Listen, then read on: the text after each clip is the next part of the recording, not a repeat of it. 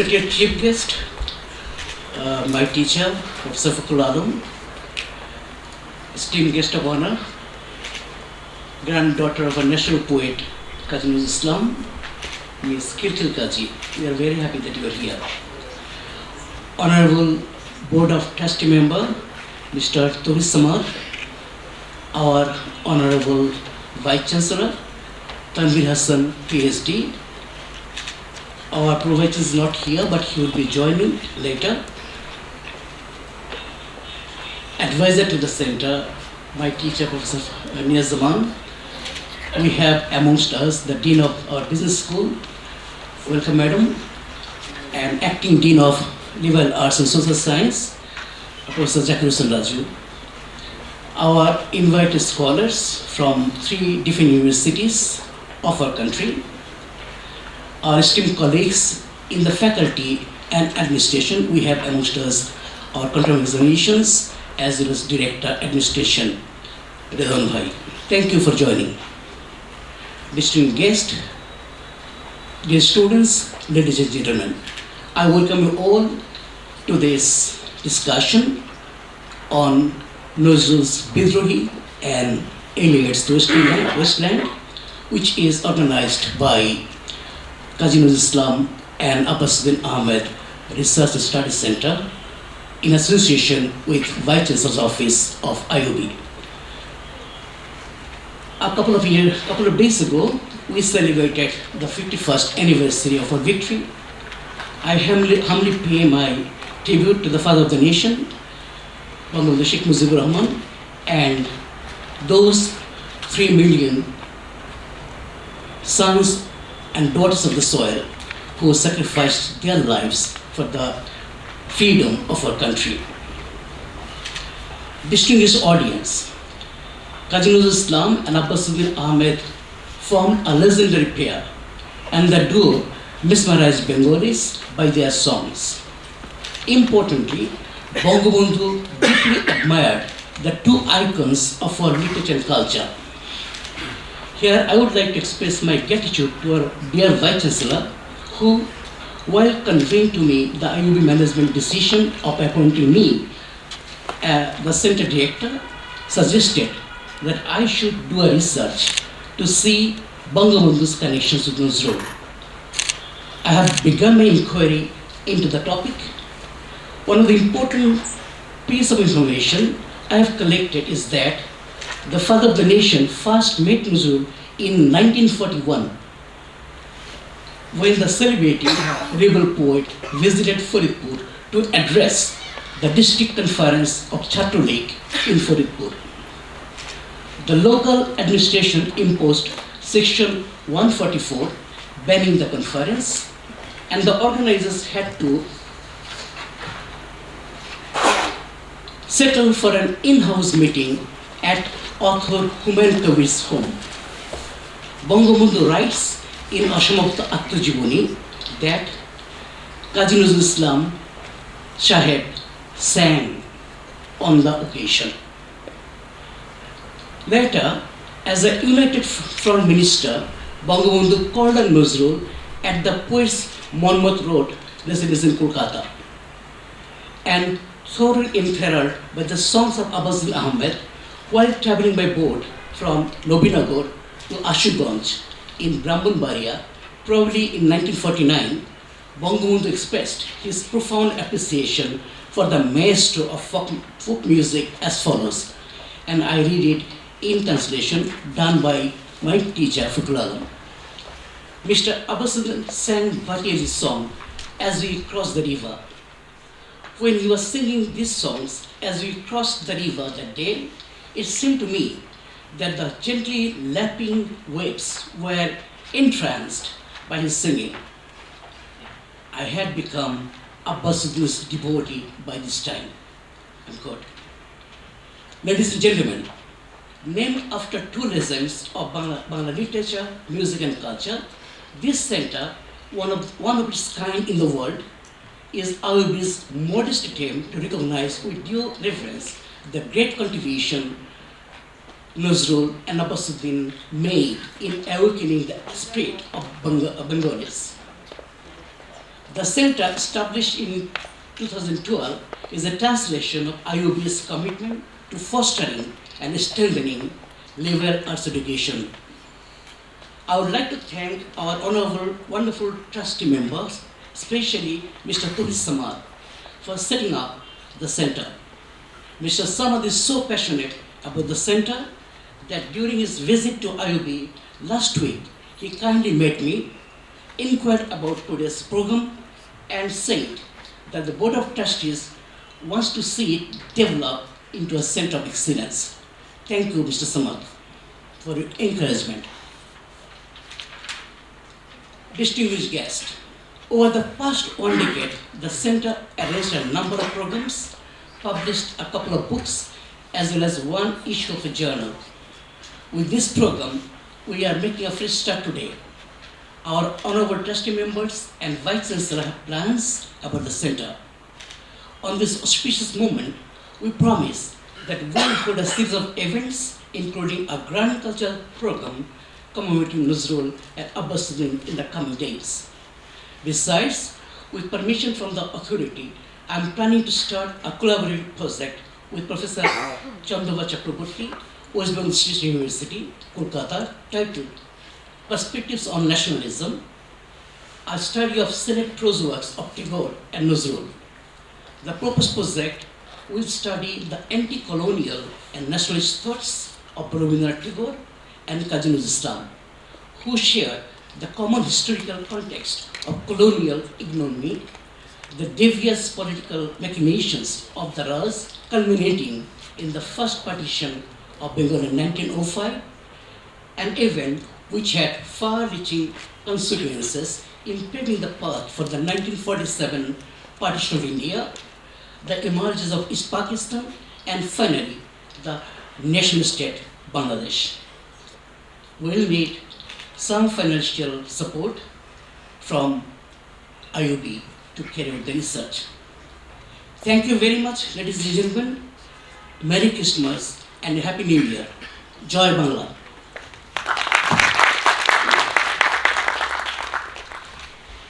Ladies and gentlemen, I would like to call our respected Vice Chancellor, Tanweer Hasan, PhD, to share his thoughts with us.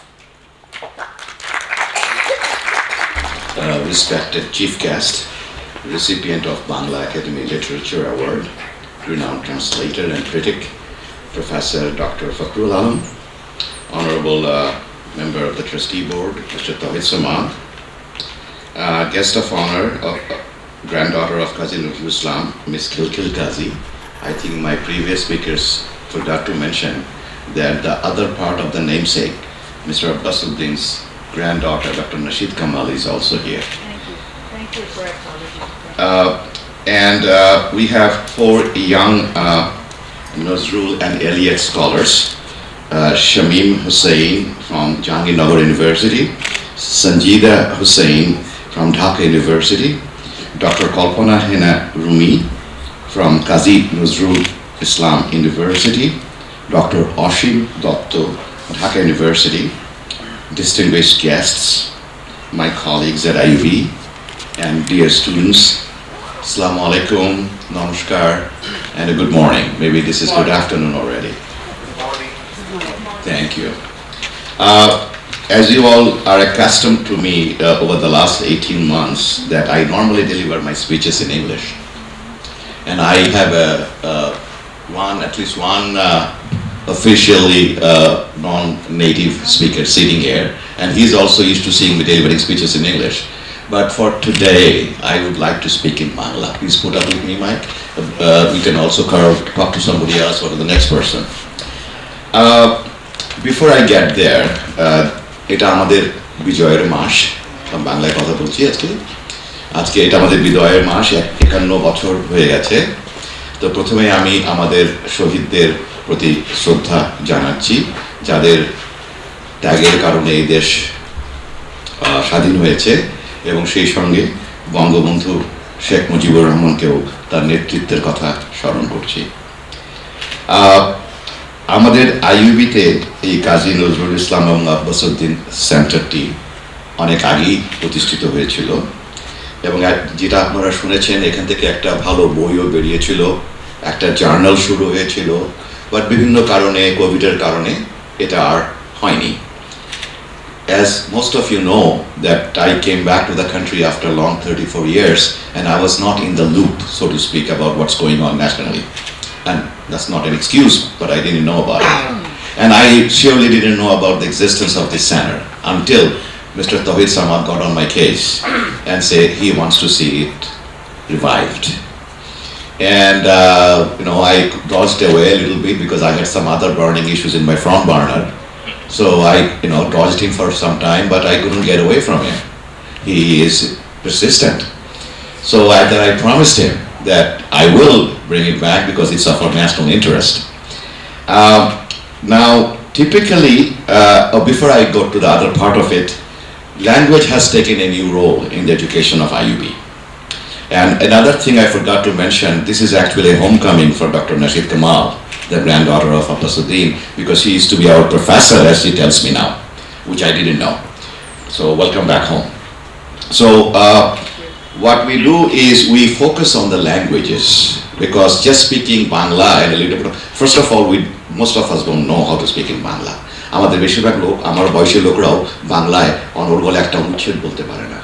ইংরেজি শব্দ, উর্দু শব্দ, আর মাঝে মাঝে যে আরবি শব্দ আজকাল গত 20 বছর ধরে হচ্ছে, তো বাংলাটা হারিয়ে যাচ্ছে। কাজে আগে বাংলা শিখতে হবে।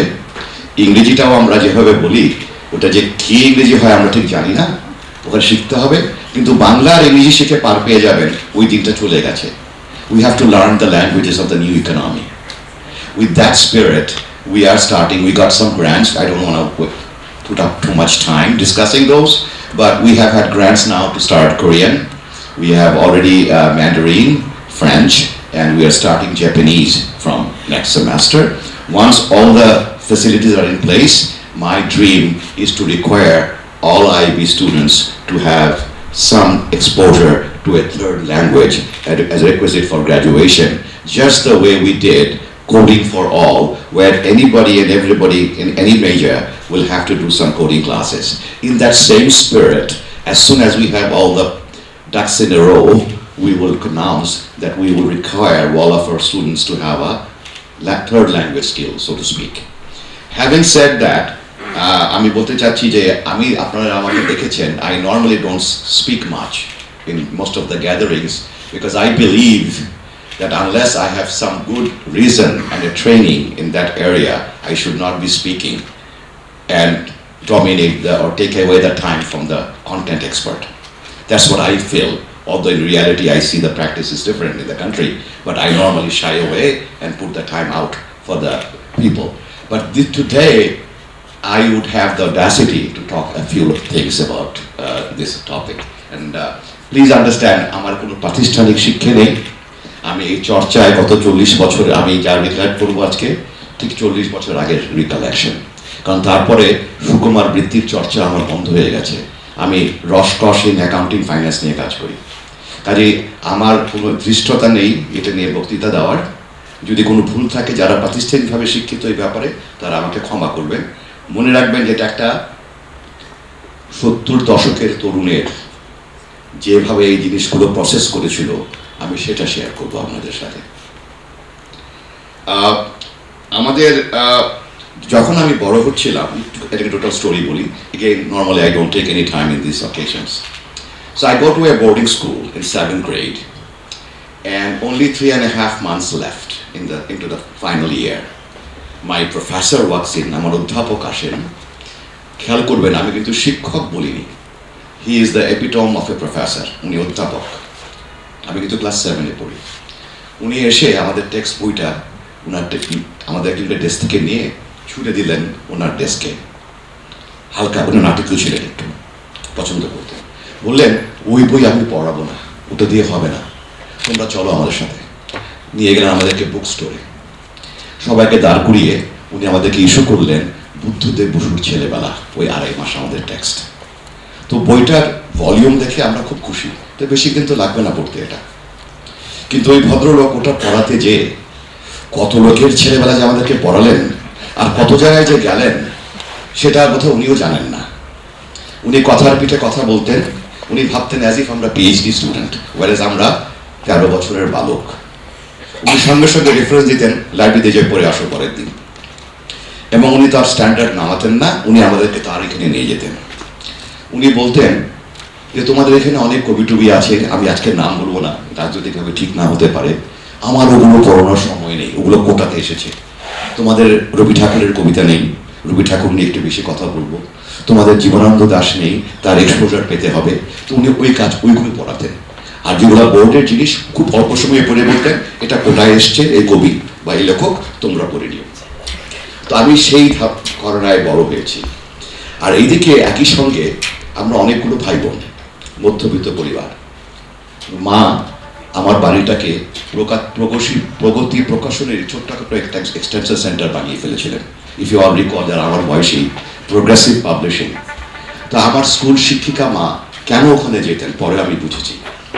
উনি যেতেন ওখানে যে অল্প পয়সায় অনেকগুলো বই পাওয়া যায়, মানে ওটা সাবসিডি ছিল, বাড়িতে অনেকগুলো ছেলে মেয়ে, তো এক ঢিলে অনেকগুলো পাখি হয়। তো উনি আসলে পরে আমি ওনাকে জিজ্ঞেস করেছি, তুমি কি লেফটিস্ট, কেন আমাদেরকে তুমি প্রগতি প্রকাশনী দিয়ে ওভার বারণ করেছো? তখন তিশা তার যুক্তি দিয়ে বলেছে যে কেন উনি প্রগতি প্রকাশনীর বই কিনতেন।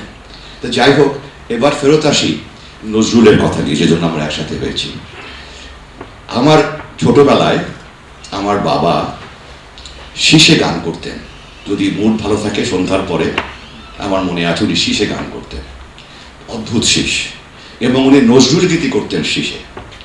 যখন আমি বড় হয়েছি তখন আমি জানতাম না নজরুল গীতি কি, রবীন্দ্রসঙ্গীত কি, কিন্তু বাবার শীষে সেই নজরুল গীতিগুলি আমি অন্তস্থ করেছিলাম, তখনও কিন্তু জানি না একে।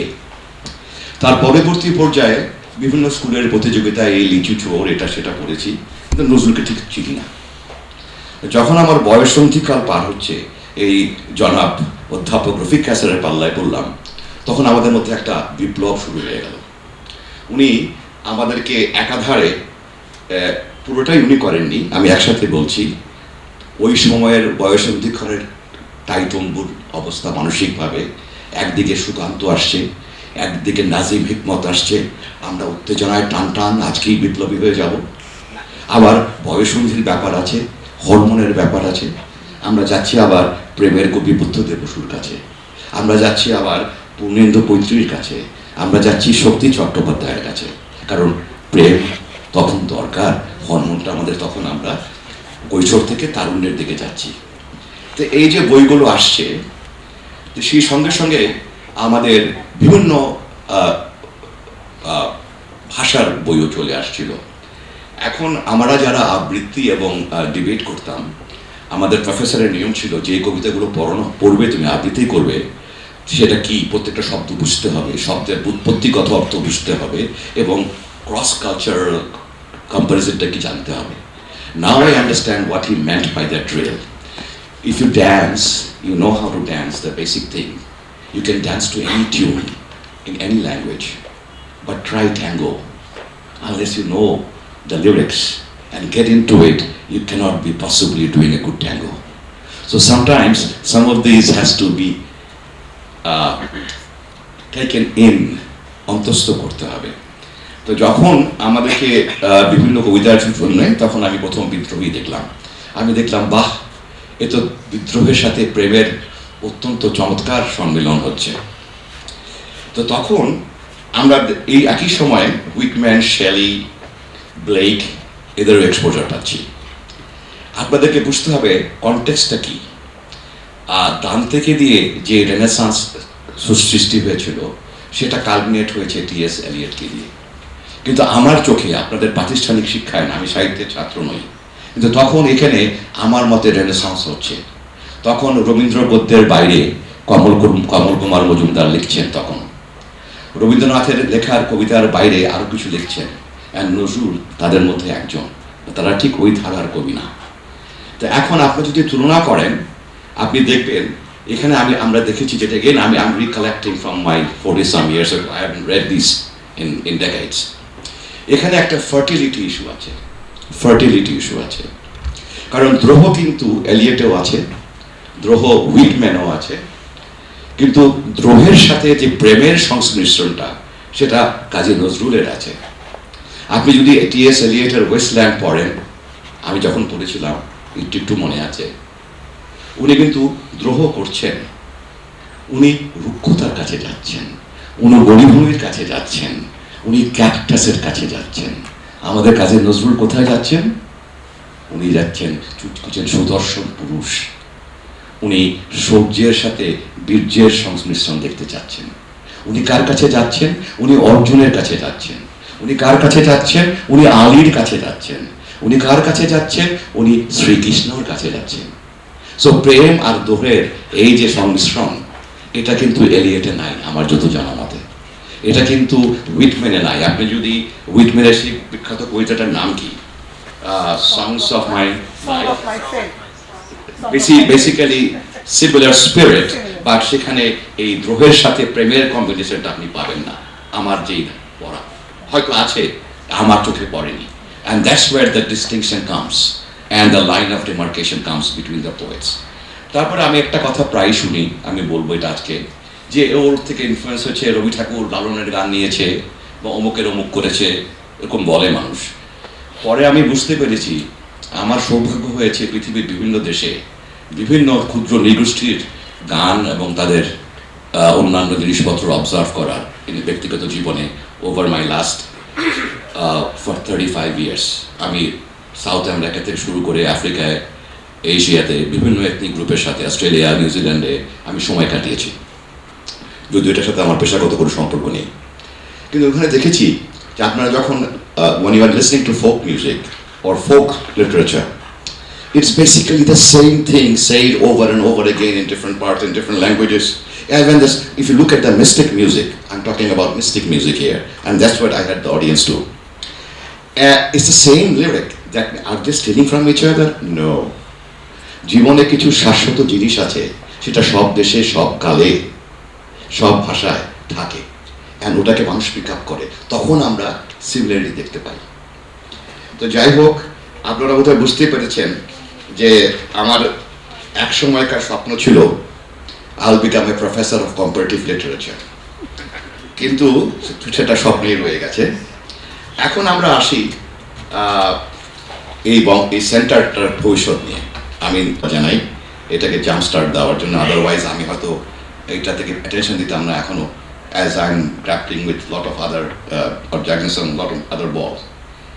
So এখানে বঙ্গবন্ধুর সাথে নজরুলের একটা আমি সম্পর্ক দেখতে পাই, যেটা নাকি আমি প্রফেসর আহসানুজ্জামান যেটা বললেন একটু আগে, আমি ওনাকে ডেকে টেনে কথা বলেছি। আপনারা যদি জানেন ইতিহাস, পূর্ণচন্দ্র নামে একজন স্বদেশী ছিলেন ফরিদপুরের, এবং সেই পূর্ণচন্দ্র আর নজরুল এনারা একই সময় জেলে চলে গেছিলেন।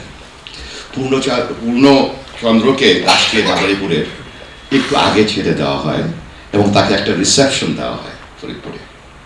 সেই রিসেপশনে উনি একটা কবিতা লিখেছিলেন জেলে বসে, পূর্ণ অভিনন্দন, এবং সেখানে একটা লাইন ছিল, জয় বাংলার পূর্ণচন্দ্র। অনেকেই বলেন যে বঙ্গবন্ধু শেখ মুজিবুর রহমান অত অনুপ্রেরণা পেয়েছিলেন ওই নজরুলের ওই শব্দের ব্যবহার দেখে, অনেকে বলে। এখন এই জয় বাংলা কিন্তু পরবর্তী পর্যায়ে আমাদের দেশের রণহুঙ্কার ছিল, এটা আমরা ভুলে যাই। এটা কিন্তু কোনো রাজনৈতিক দলের স্লোগান নয়, এটা বাঙালি জাতির রণহুঙ্কার। জয় বাংলাও কিন্তু কোনো দলের সম্পত্তি নয়, এটা বাঙালি জাতির সম্পত্তি। আমাদের এই জিনিসগুলো মনে রাখতে হবে as we progress dealing with different complexities in life. তা আমি চাচ্ছি এই সেন্টারটি, আপনারা গ্র্যান্টের কথা বললেন, it was not appropriate because money was never an issue if you have the right project, so let's not raise it again, because if you don't, otherwise audience doesn't need to know if you need money. Ask for it. If you don't get it, then go to Mr. Towhid and the likes. Okay? But before talk to me. And second thing হচ্ছে, আমি একটা tendency দেখি, আজকেও বলা হলো যে এই সেন্টারটা in support of Office of Vice Chancellor. I see this trend connecting to one office. No need. You are IUB. Don't need I am doing it or business doing it. It is an IUB program and the center is putting it up. No point of tagging me and my office and this office and that office as a co-sponsor. I think that doesn't serve the purpose well. So with that, I think আমি একটু স্পর্ধা নিয়ে নিলাম এবং সময় অনেক বেশি নিয়ে নিলাম। আমি খুব দুঃখিত, আমি নর্মালি কাজ করি না, যারা আমাকে আগে থেকে চেনে গত 18 মাস ধরে। আমি কখনো আমার নিজের ব্যাপারে সাবজেক্টের বাইরে খুব কম কথা বলতে চাই না, কারণ আমার ওই ব্যাপারে প্রাতিষ্ঠানিক শিক্ষা নেই। কিন্তু এর সাথে আমার প্যাশনের সম্পর্ক আছে, এবং আমি ফিরে গিয়েছি আমার 14-15 বছর বয়সে, যখন এই জিনিসগুলো আমাদের কাছে আসছিল। আমার মনে পড়ে সবচেয়ে বেশি আমরা দিশেহারা হয়ে গেছিলাম খলিল জিবরানকে নিয়ে, ওই সময় ওই বয়সে 14-15 বছর বয়স। এবং আমরা পাবনা নির্দয়ের মধ্যেও নজরুলের মতো একটা কিছু পেয়েছি, ওখানেও কিন্তু দ্রোহ এবং প্রেম আছে। He is the only person I could see closer to Nazrul in terms of combining prem and Bidrohi. So anyway, a lot of other learned people trained in this area will speak, and again, my apologies, I just couldn't resist myself and share my thoughts on this. Thank you all. Joy, Bangla.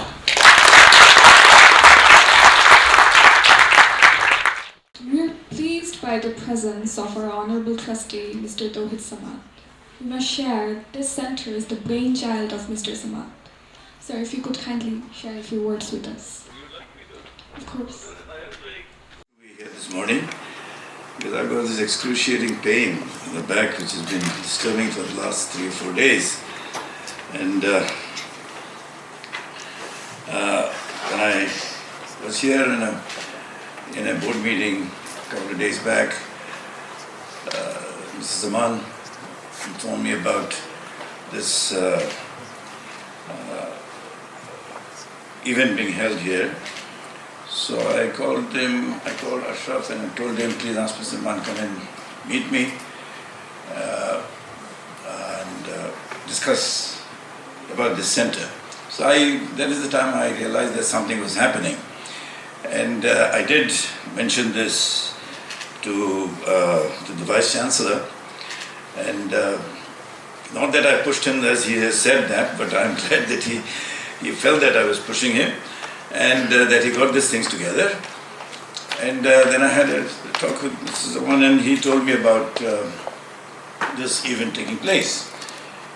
So I was very excited about it. That I said, oh, it's nice to hear, because it was. I asked. Let me see if this is the card. I have this, so I think it might be interesting for you to. This is 10-12 years back. I think this was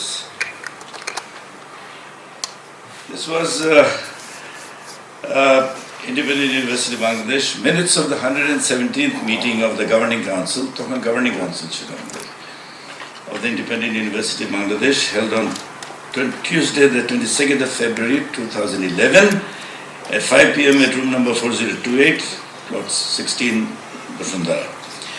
So Sheikh, the chairman called the meeting to order at 5 p.m. The following members were in attendance: Mr. Towhid Samad, chairman; Mr. Rashid Chaudhary, trustee; Dr. Sayyid Sirajul Haq, he's passed away, trustee; Professor Omar Rahman, Vice Chancellor in charge and Member Secretary. Leave of absence was granted to the following members as they could not attend the meeting due to preoccupation. That was Mr. Tanweer Madhar, who was a trustee; Mr. Wajid Ali Khan, trustee; and late Mrs. Luna Shamsuddoha, trustee. The agenda was placed and was duly adopted. Agenda 4. To consider establishing a Kazi Nazrul Islam / Abbasuddin Research and Study Center at IUB. সেখানে আমরা বলছি, regarding the establishment of the Kazi Nazrul Islam and Abbasuddin Research and Study Center, the Governing Council felt that the university should explore the possibilities to attach itself with the heritage of the country. The proposal is to establish an archive to store the heritage of poet Kazi Nazrul Islam and the singer Abbasuddin. In this regard, the chairman reported that Mr. Mustafa Zaman Abbasi, son of singer Abbasuddin, has shown his interest to be associated in these types of research activities with IUB. He has indicated that he may contribute and hand over, donate the personal original documents of Singer Abbasuddin to the IUB. The Governing Council felt that the university should initiate these types of research and activities and may allocate Dhaka 10 to 15 lakhs every year for this type of research. This was the resolution adopted in the year 2011, and I was privileged to be the chairman of that resolution. As the Vice Chancellor mentioned, that yes, money is an issue. We did not get the money that was supposed to come. ওখানে আমাদের trustees কয়েকজন contribute করেছিলেন. Mrs. Laila Kabir was one. And somehow Mr. Mustafa Zaman Abbasi held on to this institute till time in the past, and he also was not able to take this thing through. Now, why did we set up this institute? Because I believe, and that is why I moved on this, because heritage did not start from 1971. Heritage started with our fathers, our grandfathers, our great-grandfathers. So we have to go through the time period and bring it to the next generation and the next, so that we know that life is a continuity. And that is the essence of this institute, to bring to the generation now and in the future that what was the role of Kazi Nazrul and Mr. Abbasuddin Ahmed. The spirit of liberation war, the spirit of our identity, was established by these people long years before we knew it. And so this is the essence of this institute, and I'm sure all of you sitting in this room feel the same way I do. Now going forward, I think as our founder, President, Dr. Majid Khan, things fade out these days. Dr. Majid Khan told me when we started the university that Towhid, university is not just education. An university is to be recognized by the community. You must connect with the community. And unless you connect with the community, you are not in university. So Amra, MBA, BB, TB, MBA, all these things we do, that is specific. With due respect to all the faculties here, we do that. That is education, training, whatever, but connectivity is something totally different. So we have this platform. I also established the ICAD. We were young people then, we did all those things. I realized that time that we have to connect with the world, we have to connect with the society. So, unless many of us do not understand, I said many of us in the board do not understand. That's why sometimes money doesn't come in. This is the stark truth. But we have to fight for it. Having said this, I would like to thank all of you for bringing this center alive once again, especially to the Vice Chancellor. And I'm sure, as he said, that nothing is an issue if we make a program, if we can get the community involved. আমি এটা বলেছি সেদিনকে, I think I told one that please get a list of all the people in, at least begin with this community in Bosundhara. We have so many people staying in this area. This kind of occasions, you invite people of, we have Salahuddin Shahab, lots of people are here on the Bangladesh Bank Governor, lots of people. You invite them, get them involved into IUB. It is not for me to come here. I know already about IUB. Some people, other people must know. That's why we have this function. That's why we have the amphitheater. That's why we have the auditorium. So all these things have to be used to communicate with the society. So having said that, thank you very much. I enjoyed the Vice Chancellor's speech. I wish I could delve on it a little further, but I have very important speakers where you're sitting. We are here to hear them out. So thank you very much, and let's enjoy the rest of the show. Thank you very much.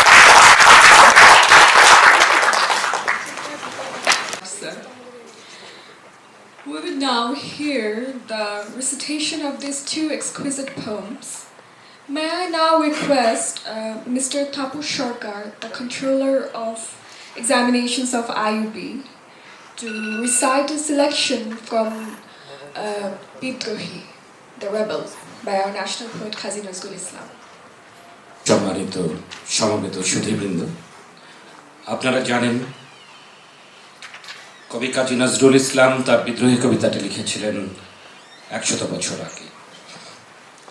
রণাঙ্গন থেকে শব্দ ফেরা 22 বছরের তরুণ কবির এই কবিতাটি বাংলা কবিতা তথা বিশ্ব কবিতার ইতিহাসে এক অনন্য মাইল ফলক। পড়ছি কালজয়ী এই কবিতাটির অংশবিশেষ।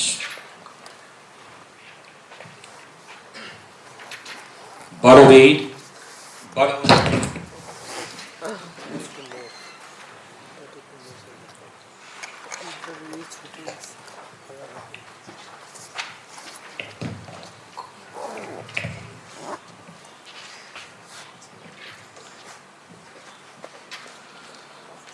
বলবীর বল উন্নত মামুষীর শির নেহারি আমারই নত শির ওই শিখর হিমাদ্রির।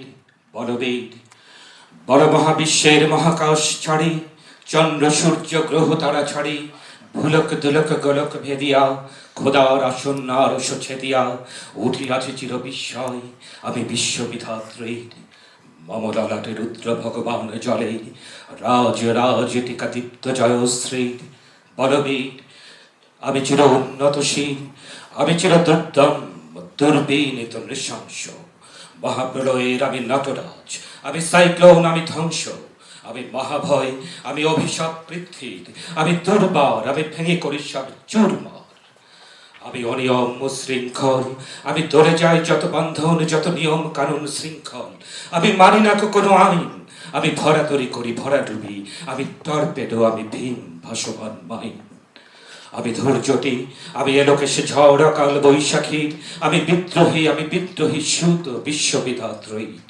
বলবীর চির উন্নত মমশীর আমি ঝঞ্ঝা আমি ঘূর্ণি আমি পথ সম্মুখে যাহা পাই যাই চূর্ণি আমি নৃত্য পাগল ছন্দ আমি আপনার তালে নেচে যাই আমি মুক্ত জীবন আনন্দ। আমি হাম্বির আমি ছায়ানট আমি হিন্দোল আমি চলচঞ্চল থমকি ছমকি পথে যেতে যেতে চকিতে চমকি ফিক দিয়া দেই তিন দোল আমি চপলা চপল হিন্দোল। আমি তাই করি ভাই যখন চাহে মন যা করি শত্রুর সাথে গলাগলি ধরে মৃত্যুর সাথে পাঞ্জা। আমি হোম শিখাও আমি সাগ্নিক জমদগ্নি আমি যজ্ঞ আমি পুরোহিত আমি অগ্নি আমি সৃষ্টি আমি ধ্বংস আমি লোকালয় আমি শ্মশান আমি অবসান নিঃসাবসান। আমি ইন্দ্রাণী সুত হাতে চাঁদ ভালে সূর্য মম এক হাতে বাঁকা বাঁশের বাঁশরি আর হাতে রণতুর্য আমি কৃষ্ণকণ্ঠ মন্থন বিষ পিয়া ব্যথা বাড়ি ধীর আমি বোমকেশ ধরি বন্ধন হারা ধারা গঙ্গোত্রীর। বলবীর চির উন্নত মমশীর আমি সন্ন্যাসী সুর সৈনিক আমি যুবরাজ মম রাজবেশ ম্লান গৈরিক আমি বেদইন আমি চেঙ্গিস আমি আপনারে ছাড়া করি না কাহারে কুর্নিশ। আমি বজ্র আমি ঈশানে বিষণে অঙ্কর আমি স্টাফিলের সিংগার মহাহুঙ্কর আমি পিনাক পানির যমর ত্রিশূল ধর্ম রাজের দণ্ড আমি চক্র মহাশঙ্খ আমি প্রণব নাদ প্রচণ্ড আমি খ্যাপধর বাসা বিশ্বামিত্র শিষ্য আমি দাবানল দাহ দাহন করিব বিশ্ব। আমি বন্ধন হারা কুমারীর বেণী তন্নি নয়নে বহ্নি আমি সরসীর হৃদি সরসীজ প্রেম উদ্দাম আমি ধন্যী আমি উন্মন মন উদাসীর আমি বিধবার বুকে ক্রন্দন শ্বাস হাহতাশ আমি হতাশীর আমি বঞ্চিত ব্যথা পথবাসী চির গৃহহারা যত পথিকের আমি অবমানিতের মর্ম বেদনা বিষ জ্বালা প্রিয় লাঞ্ছিত বুকে গতিভেদ আমি অভিমানী চিরক্ষুব্ধ হিয়ার কাতরতা ব্যথা সুরবীর চিতচুম্বন চোর কম্পন আমি ধর ধর ধর প্রথম পরশ কুমারীর আমি উত্থান আমি পতন আমি অচেতন চিতে চেতন আমি বিশ্ব তরণে বৈজয়ন্তী মানব বিজয় কেতন ছুটে ঝড়ের মতন করতালি দিয়া স্বর্গমর্ত করতলে তাজে বর্রা কার উচ্চ শ্রবাবাহন আমার হিম্মত হেসা হেকে চলে আমি শ্রাবণ প্লাবন বন্যা কভু ধরণীর করি বরণিয়া কভু বিপুল ধ্বংস ধন্যা আমি ছিনিয়া আনিব বিষ্ণু বক্ষ হইতে যুগল কন্যা আমি অন্যায় আমি উল্কা আমি শনি আমি ধূমকেতু যারা বিষধর কালফণি আমি ছিন্ন মস্তা চণ্ডী আমি রণদা সর্বনাশী আমি জাহান্নামের আগুনে বসিয়া হাসি পুষ্পের হাসি আমি মৃন্ময় আমি চিন্ময় আমি অজর অমর অক্ষয় আমি অব্যয় আমি মানব দানব দেবতার ভয় বিশ্বের আমি চির দুর্জয় জগদীশ্বর ঈশ্বর আমি পুরুষোত্তম সত্য আমি তাথিয়া তাথিয়া মধিয়া ফিরিয়ে স্বর্গ পাতাল মর্ত আমি উন্মাদ আমি চিনেছি আমারে আজকে আমার খুলিয়া গিয়াছে সব পথ মহাবিদ্রোহী রণক্রান্ত আমি সেই দিন হব শান্ত যবে উৎপীড়িতের ক্রন্দন রোল আকাশে বাতাসে ধ্বনি বেড়াও অত্যাচারীর খর্গ কৃপণ ভীম রণভূমে রণিবে না বিদ্রোহী রণক্লান্ত আমি সেই দিন হব শান্ত আমি বিদ্রোহী ভৃগু ভগবান বুকে এঁকে দিই পদচিহ্ন আমি স্রষ্টা সুদন শোক্তা ভানা খেয়ালি বিধির বক্ষ করিব ভিন্ন আমি চির বিদ্রোহী বীর বিশ্ব ছড়াই উঠিয়াছি একা চির উন্নতশীল ধন্যবাদ সকলকে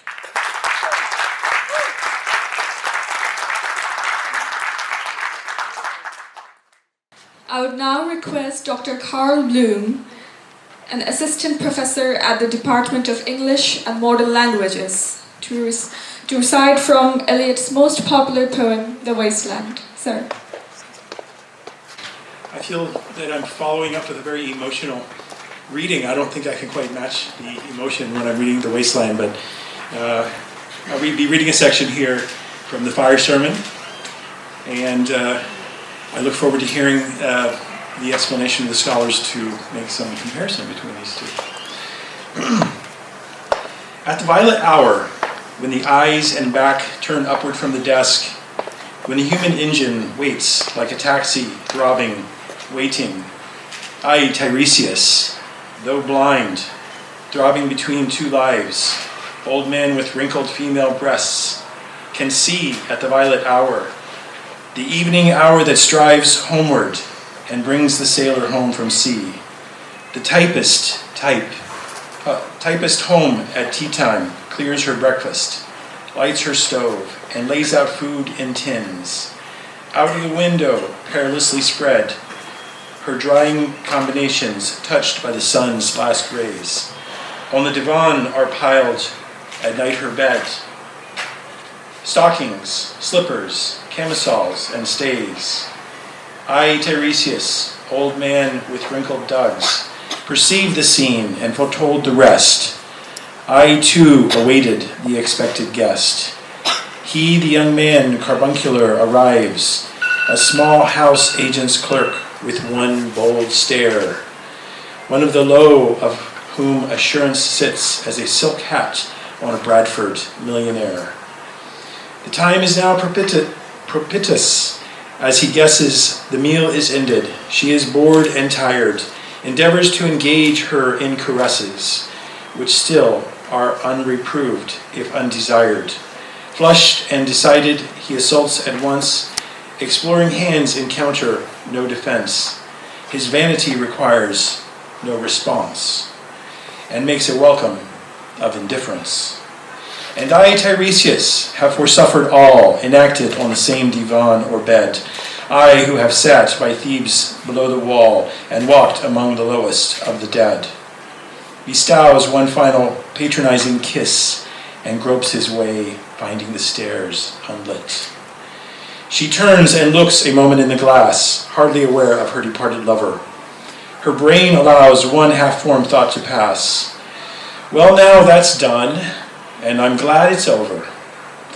When lovely woman stoops to folly, paces about her room again alone, she smooths her hair with automatic hand and puts a record on the gramophone. This music crept by me upon the waters and along the Strand, up Queen Victoria Street. Oh, city, city, I can sometimes hear, beside a public bar in Lower Thames Street, the pleasant whining of a mandolin and a clatter and a chatter from within, where fishermen lounge at noon, where the walls of Magnus Martyr hold inexplicable splendor of Ionian white and gold. The river sweats, oil and tar. The barges drift with the turning tide. Red sails, wide, to leeward, swing on the heavy spar. The barges wash, drifting logs, down Greenwich Reach, past the Isle of Dogs.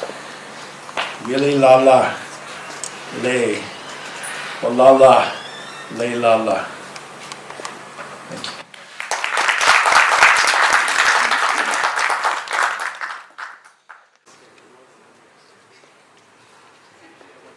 Welcome to you all, dear Towhid Bhai, VC Tanweer, and Fakrul Alam Bhai, Carl Bloom, Professor Haider, Professor Niaz Zaman, my friend Khilkhil, and everyone else who are my previous friends and new friends.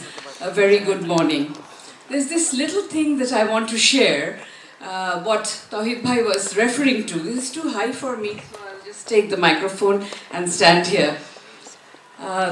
What Abbasuddin and Nazrul has done is something that has been stamped on me from the day I was born. So when I was a little girl, Abbasuddin Ahmed died when I was 2 years old. So my memories start from year 3. And what I remember is that cars would come and we would celebrate his birthday or go for his death anniversary, which is the 30th of December.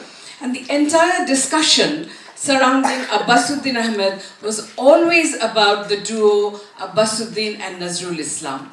What happened when Nazrul Islam joined the HMV studios, he wrote many of these songs, mainly dedicated to the Hindu religion, because that was the predominant religion in India, and especially in West Bengal, where all the singers were singing all these songs.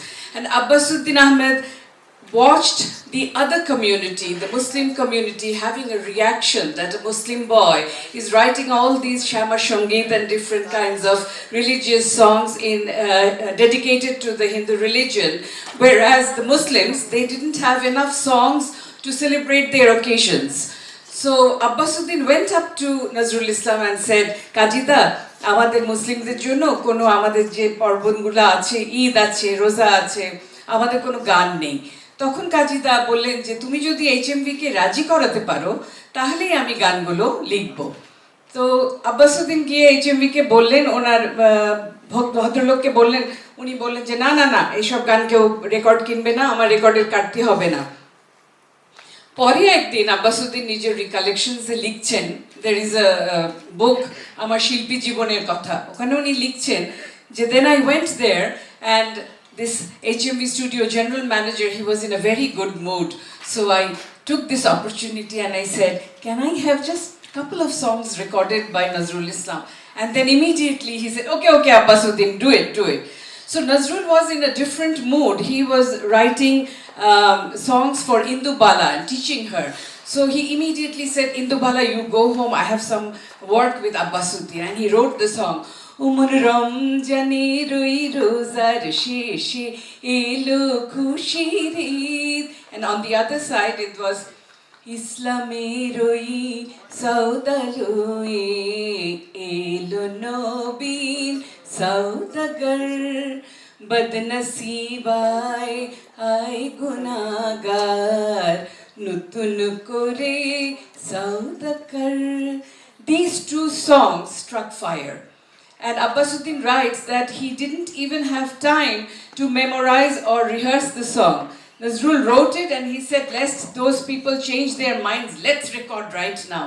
and he took the song and put it on the back of somebody, and then Abbasuddin just saw it, read out from the whatever Nazrul had written. He usually used to put it in his own handwriting, and he would take home and practice his song for a couple of days. But he didn't get this opportunity.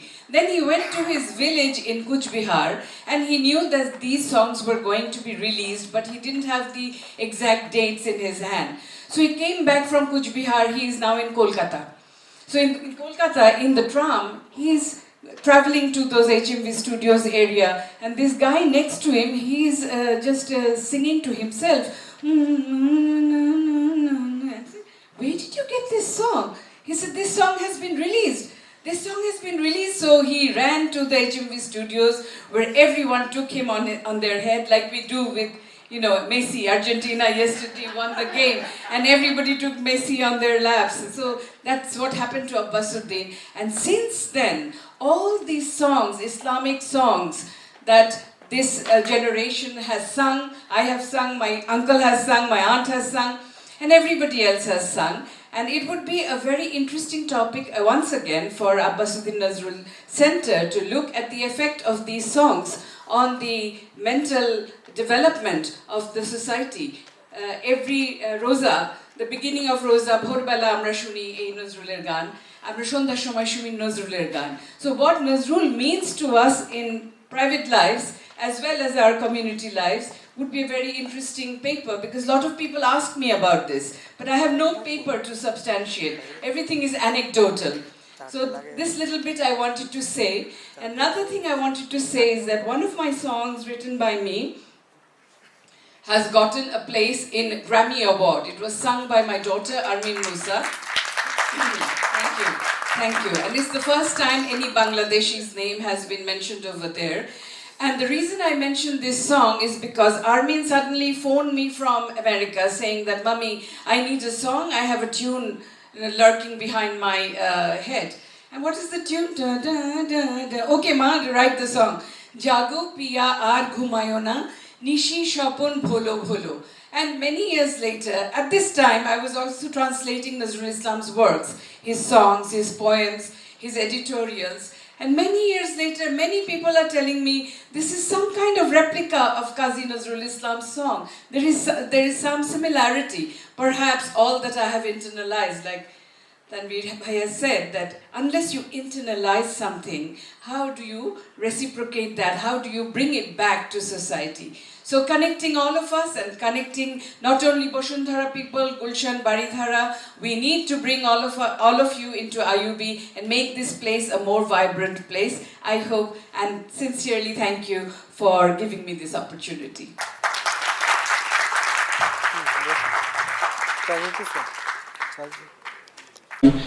Center, Independent University, Bangladesh. কর্তৃক আয়োজিত আজকের এই অনুষ্ঠান 100 years of Nazrul's Bidrohi and Eliot's The Wasteland. এখানে আমি যে গবেষণা প্রবন্ধটি পাঠ করব না, সংক্ষেপে বলবো। সেটা শিরোনাম ইতোমধ্যে শুনেছি আমরা। আমার প্রবন্ধের শিরোনাম 100 বছরের বিদ্রোহী, তৎকালীন রাজনীতি, কবিতা ও নজরুল। বাংলাদেশের জাতীয় কবি কাজী নজরুল ইসলামের অবিনশ্বর রচনা তার বিদ্রোহী কবিতা। বিখ্যাত এই কবিতাটি নজরুলকে এনে দিয়েছে বিদ্রোহী কবি খেতাব। বিদ্রোহী কবিতার বয়স এখন 100 বছর অতিক্রান্ত।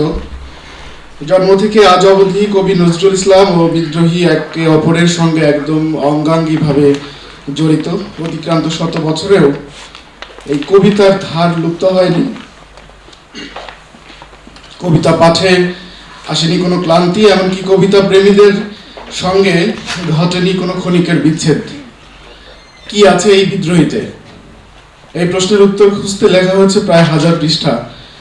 প্রাপ্তির খাতাও কম নয়, তবুও 100 বছরের বিদ্রোহী প্রতি পাঠেই ধরা দেয় আমাদের কাছে নতুন করে। বাংলা কবিতার যে কোনো সমীকরণে বিদ্রোহী আমাদের কাছে অনিবার্য হয়ে ওঠে। কবির একদম সংশয়হীনতার শ্রেষ্ঠ প্রকাশ যেন আমাদের বিদ্রোহী কবিতা। তবুও ব্যক্তি যতই মহান ও কালোত্তীর্ণ হন না কেন, ব্যক্তির পরিচয় এবং তার সৃষ্টি শেষ পর্যন্ত আসলে ধরা থাকে বা ধরা পড়ে যায় সমাজ এবং সময়ের অন্দরে।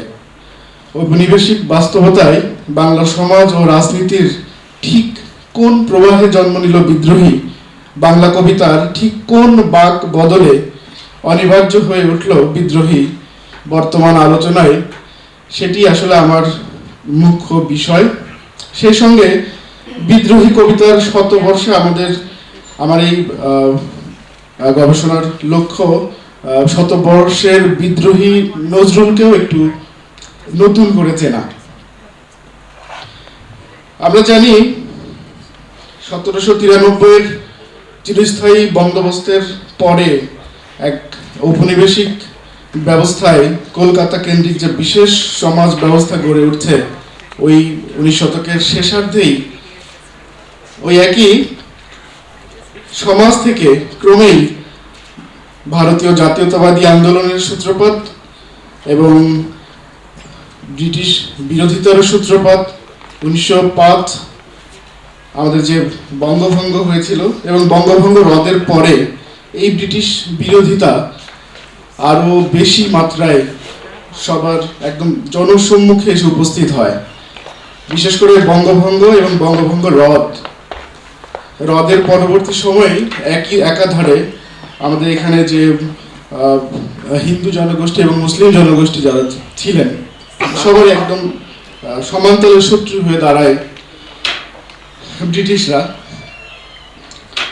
আমরা আরেকটু সামনে এগিয়ে গিয়ে দেখব বিশেষ করে 1919, 20, 21, 22 সাল, সে সময় ভারতীয় রাজনীতি, সর্বভারতীয় রাজনীতি তো বটেই, বিশেষ করে বাংলা অঞ্চলে রাজনৈতিক অবস্থা একদম তুঙ্গে।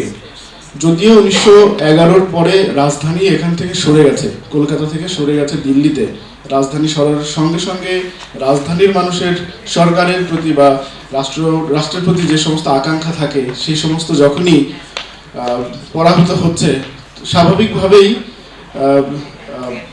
ওই কলকাতার জনসমষ্টি এর বিরুদ্ধে দাঁড়িয়েছিল। বিশেষ করে তাদের না পাওয়া বা এতদিন ধরে যে অবস্থাটা ছিল, যে সুবিধাটা তারা ভোগ করছিল রাজধানীবাসী হিসেবে, সেই সুবিধা থেকে বঞ্চিত হওয়ার পরেই তাদের মধ্যে ক্ষোভের উদ্গীরণ ঘটে। প্রথম বিশ্বযুদ্ধের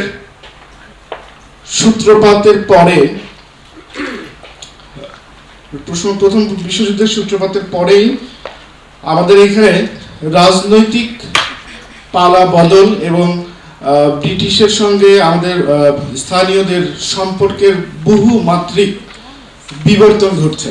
আমরা দেখছি যে প্রথম বিশ্বযুদ্ধে ভারতীয় সমর্থন পেতে ভারতীয় স্বায়ত্ত শাসনের প্রতিশ্রুতি দেয় ব্রিটিশ সরকার এবং কাজী নজরুল ইসলাম ব্রিটিশের পক্ষে সেই সময় বাঙালি পল্টনে ছুটে গেছেন।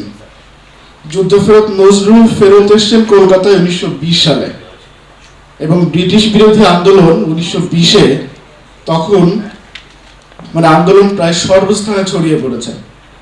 ওদিকে জালিয়ানওয়ালাবাগ হত্যাকাণ্ডের পরে প্রথমে গান্ধীর সত্যাগ্রহ, তারপর স্বরাজ এবং কয়েকদিন পরেই তিনি যে অসহযোগ আন্দোলনের ডাক দিলেন। অন্যদিকে প্রথম বিশ্বযুদ্ধে মিত্র শক্তি কর্তৃক উসমানীয় যে সাম্রাজ্য ভাগবাটোয়ারার পায়তারা চলছিল তার বিরুদ্ধে খেলাফত আন্দোলনের উত্থান ঘটে। এই দুই পরিস্থিতি আমাদের এখানকার দুই প্রধান সম্প্রদায়, হিন্দু সম্প্রদায় এবং মুসলিম সম্প্রদায়, এই দুই সম্প্রদায়কে একত্রিত করে। 1911 সালের পরে হিন্দু এবং মুসলিম সম্প্রদায়ের মধ্যে যে দ্বন্দ্ব তৈরি হয়েছিল, যে বৈরিতা তৈরি হয়েছিল, এই প্রথম এর পরে বিশ্বযুদ্ধের পরে খেলাফত আন্দোলন এবং অসহযোগ আন্দোলনকে কেন্দ্র করে এই দুই গ্রুপ একসঙ্গে হচ্ছেন এবং সবারই কমন শত্রু, সাধারণ শত্রু হিসেবে দাঁড়াচ্ছে ব্রিটিশ গভর্নমেন্ট।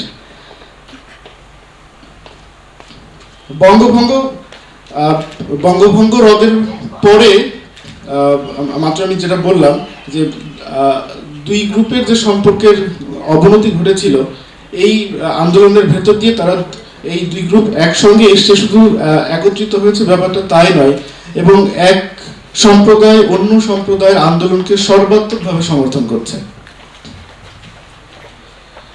এইরকম এক ঘোরালো অস্থির রাজনৈতিক অবস্থায় নজরুল ফিরছেন কলকাতায় এবং রাজনৈতিক আন্দোলনের প্রায় সর্বপ্রান্তকে আসলে নজরুল ছুঁয়ে ছুঁয়ে যাচ্ছেন। তিনি একদম সেন্টারে আছেন।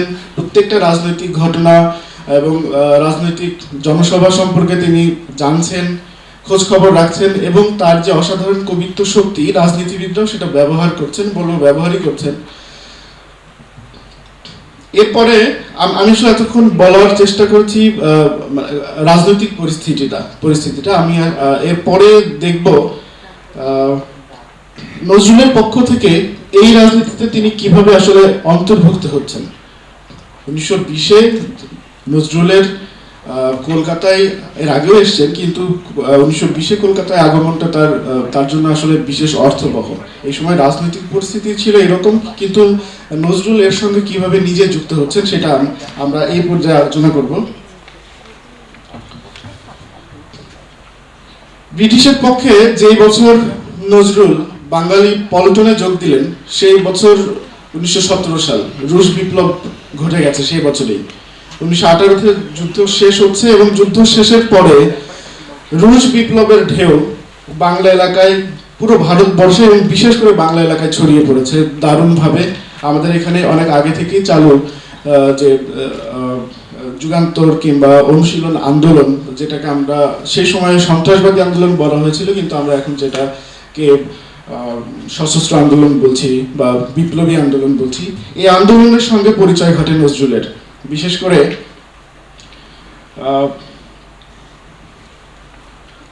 কমরেড মুজফর আহমেদের সঙ্গে যখন তার সম্পর্ক তৈরি হয় সেই সময় থেকে মূলত মুজফর আহমেদের সাহচর্যেই তার সাম্যবাদী ভাবনার ভিত পাকাপোক্ত হয় এবং দুজন বেশ বয়সের ব্যবধান থাকা সত্ত্বেও বেশ ভালো ঘনিষ্ঠ বন্ধু হয়েছিলেন। এবং যদিও মুজফর আহমদ সক্রিয় রাজনীতিতে যুক্ত ছিলেন, কিন্তু নজরুলের ব্যাপারে কখনোই জানা যায় না যে তিনি আসলে কখনোই কোনো রাজনৈতিক দলের সঙ্গে যুক্ত হয়েছেন।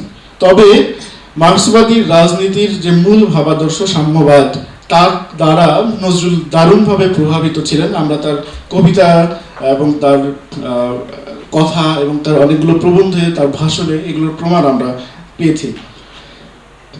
তিনি যখন মুজফর আহমদের সঙ্গে যুক্ত, তখনই আমরা দেখব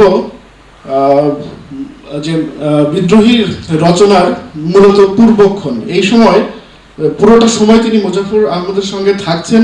সাম্যবাদী প্রভাবে তিনি যে দারুণভাবে প্রভাবিত ছিলেন মাত্র বললাম, তার একটা বড় প্রমাণ অগ্নিবীণা, যে তার প্রথম কাব্য, সেই কাব্য তিনি উৎসর্গ করছেন বারিন ঘোষকে। বারিন ঘোষ সেই সময়ের বিপ্লবী আন্দোলনের একদম সবার নমস্য নেতা। অর্থাৎ মনে প্রাণে বারবার করে বলছি যে তিনি রাজনৈতিক কোনো সংগঠনে যুক্ত না হলেও সাম্যবাদী রাজনৈতিক যে দর্শন, সেই দর্শনে তিনি আসলে মনে প্রাণে ততদিনে যুক্ত হয়ে গেছেন। সময় অনেক সংক্ষিপ্ত। আর আচ্ছা, আমি আসলে এই পর্যায়ে যে প্রসঙ্গটি বললাম সেটি হচ্ছে নজরুলের এই মুজফর আহমদের হাত ধরে রাজনৈতিক ভাবাদর্শে আগমনের প্রসঙ্গ। আমি আসলে বলছি বিদ্রোহী কবিতা রচনার যে পটভূমি ছিল সেই সময় রাজনৈতিক পটভূমি, কবির ব্যক্তি জীবন, এবং আরেকটু সময় নিয়ে আমি বলবো সেটা হচ্ছে তিনি যে এই কবিতাটা লিখছেন তার ব্যক্তিগত কিছু অভিজ্ঞতা এবং জীবন অভিজ্ঞতারও সন্নিবেশ এখানে আছে। বিশেষ করে তার কুমিল্লার জীবন। কুমিল্লাতে তিনি এই সময় বারবার করে যাওয়া আসা করছিলেন। বিশেষ করে 1921-এ যখন সর্বভারতীয় আন্দোলন কুমিল্লা পর্যন্ত পৌঁছে গেছে, তিনি এখানে যুগান্তর দলের গোপন বিপ্লবী বসন্ত কুমার মজুমদারের মাধ্যমে কুমিল্লার রাজনৈতিক প্রত্যেক ব্যক্তিবর্গের সঙ্গে পরিচিত হয়ে গেছেন। এবং তিনি এখানেই, আমাদের মনে রাখতে হবে যে বিদ্রোহীর আগে সবচেয়ে বিখ্যাত কবিতা প্রলয় উল্লাস লিখছেন এবং এই কুমিল্লায় বসে।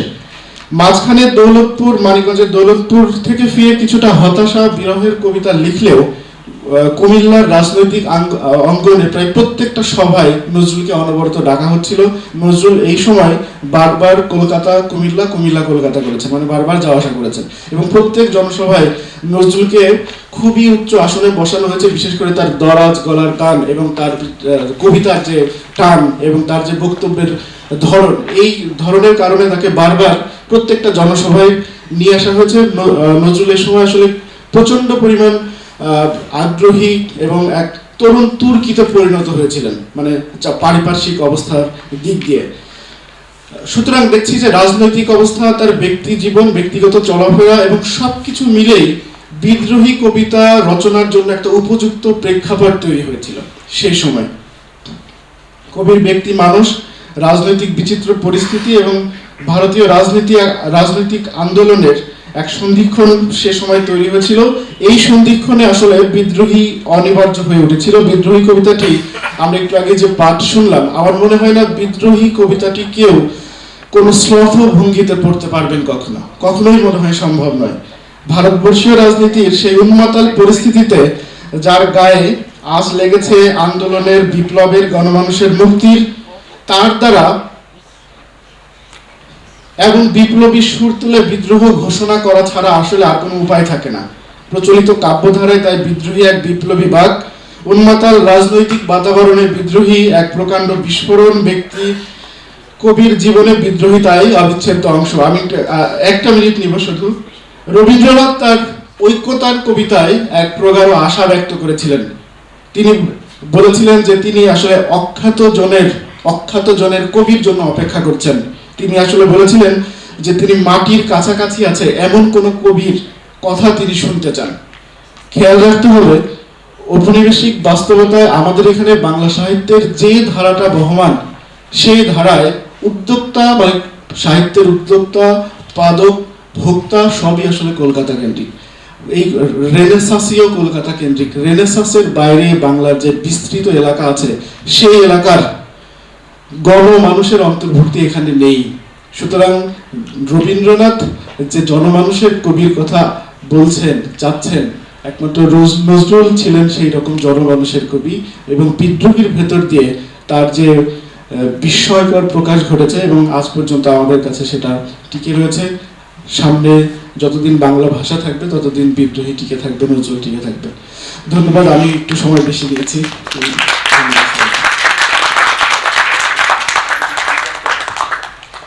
Hina Rumi, Associate Professor at the Department of Bangla Language and Literature, Jatiyo Kobi, Kazi Nazrul Islam University, Bishal Monashi. সম্মানিত গুণীজন এবং প্রিয় উপস্থিতি, বিজয়ের মাসের রক্তিম শুভেচ্ছা। আইইউবি আয়োজিত আজকের এই অনুষ্ঠানের অংশ হতে পেরে আমি আনন্দিত। আমার প্রবন্ধ শতবর্ষী বিদ্রোহী উপনিবেশ নিগড়ের নানামাত্রিক বয়ান। আমি আমার প্রবন্ধের উল্লেখযোগ্য অংশ পাঠ করছি সময় সংক্ষিপ্ত থাকার জন্য।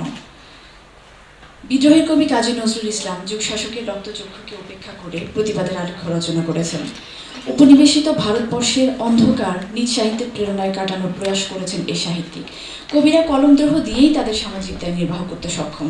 কাজী নজরুল ইসলাম সাহিত্যের সঙ্গে সঙ্গে ব্যক্তি জীবনের আদর্শ ও রাজনৈতিক কর্ম দিয়েও সেই দায়িত্ব পালন করেছেন।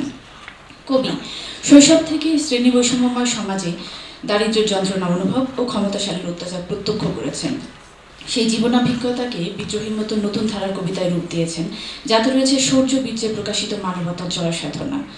কবির অন্তরের বাণীবিন্যাস তখন জাতির অস্তিত্ব ভাবনা ও রাষ্ট্রীয় ঐতিহ্যের আত্মপ্রকাশের প্রতিনিধিত্ব করে। আর বিদ্রোহী কবিতা থেকেই বাংলা সাহিত্যের উদ্রোহমূলক কবিতার বিশেষ ধারার প্রবাহ শুরু হয়। মানব সভ্যতার মধ্যযুগের ইতিহাস থেকেই মূলত উপনিবেশের নিগড় প্রকটভাবে প্রত্যক্ষ হতে শুরু করে। তখন থেকেই উপনিবেশবাদের তাত্ত্বিক ভাবনারও উৎপত্তি ঘটে। প্রতীচ্যের ক্ষমতাধর রাষ্ট্র তথা ব্রিটেন ধীরে ধীরে তাদের সাম্রাজ্যকে বিস্তৃত করার জন্য প্রাচ্যে হানা দেয়।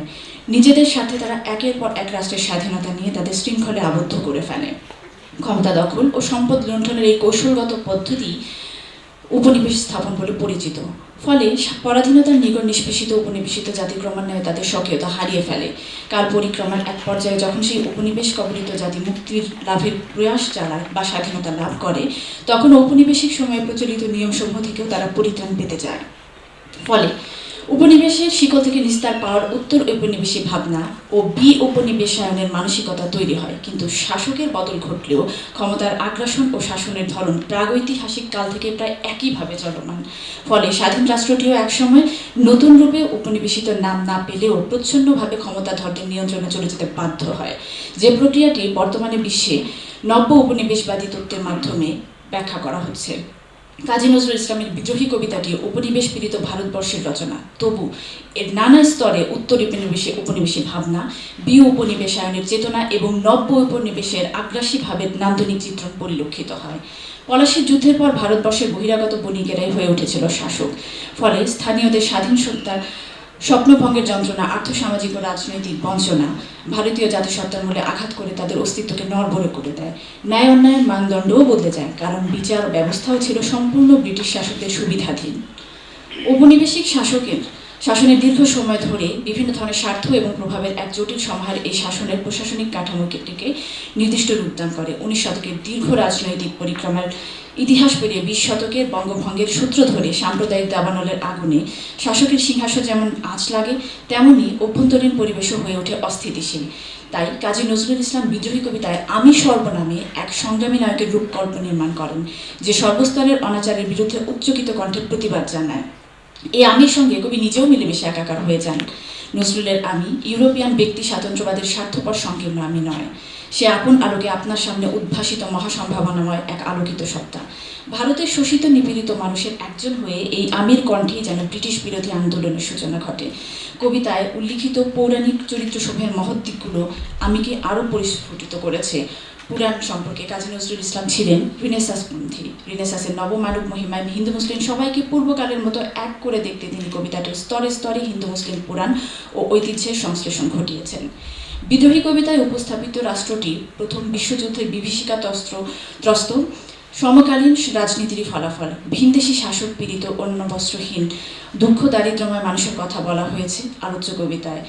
কবিতার বিদ্রোহী কণ্ঠ ঘোষণা দেয়, আমি উপারি ফেলিব অধীন বিশ্ব অবহেলে নবসৃষ্টির মহানন্দে। তৎকালীন সময়ে সব দিক থেকে অন্যের ইচ্ছাধীন চলাই গণমানুষের জন্য স্বাভাবিক হয়ে গিয়েছিল।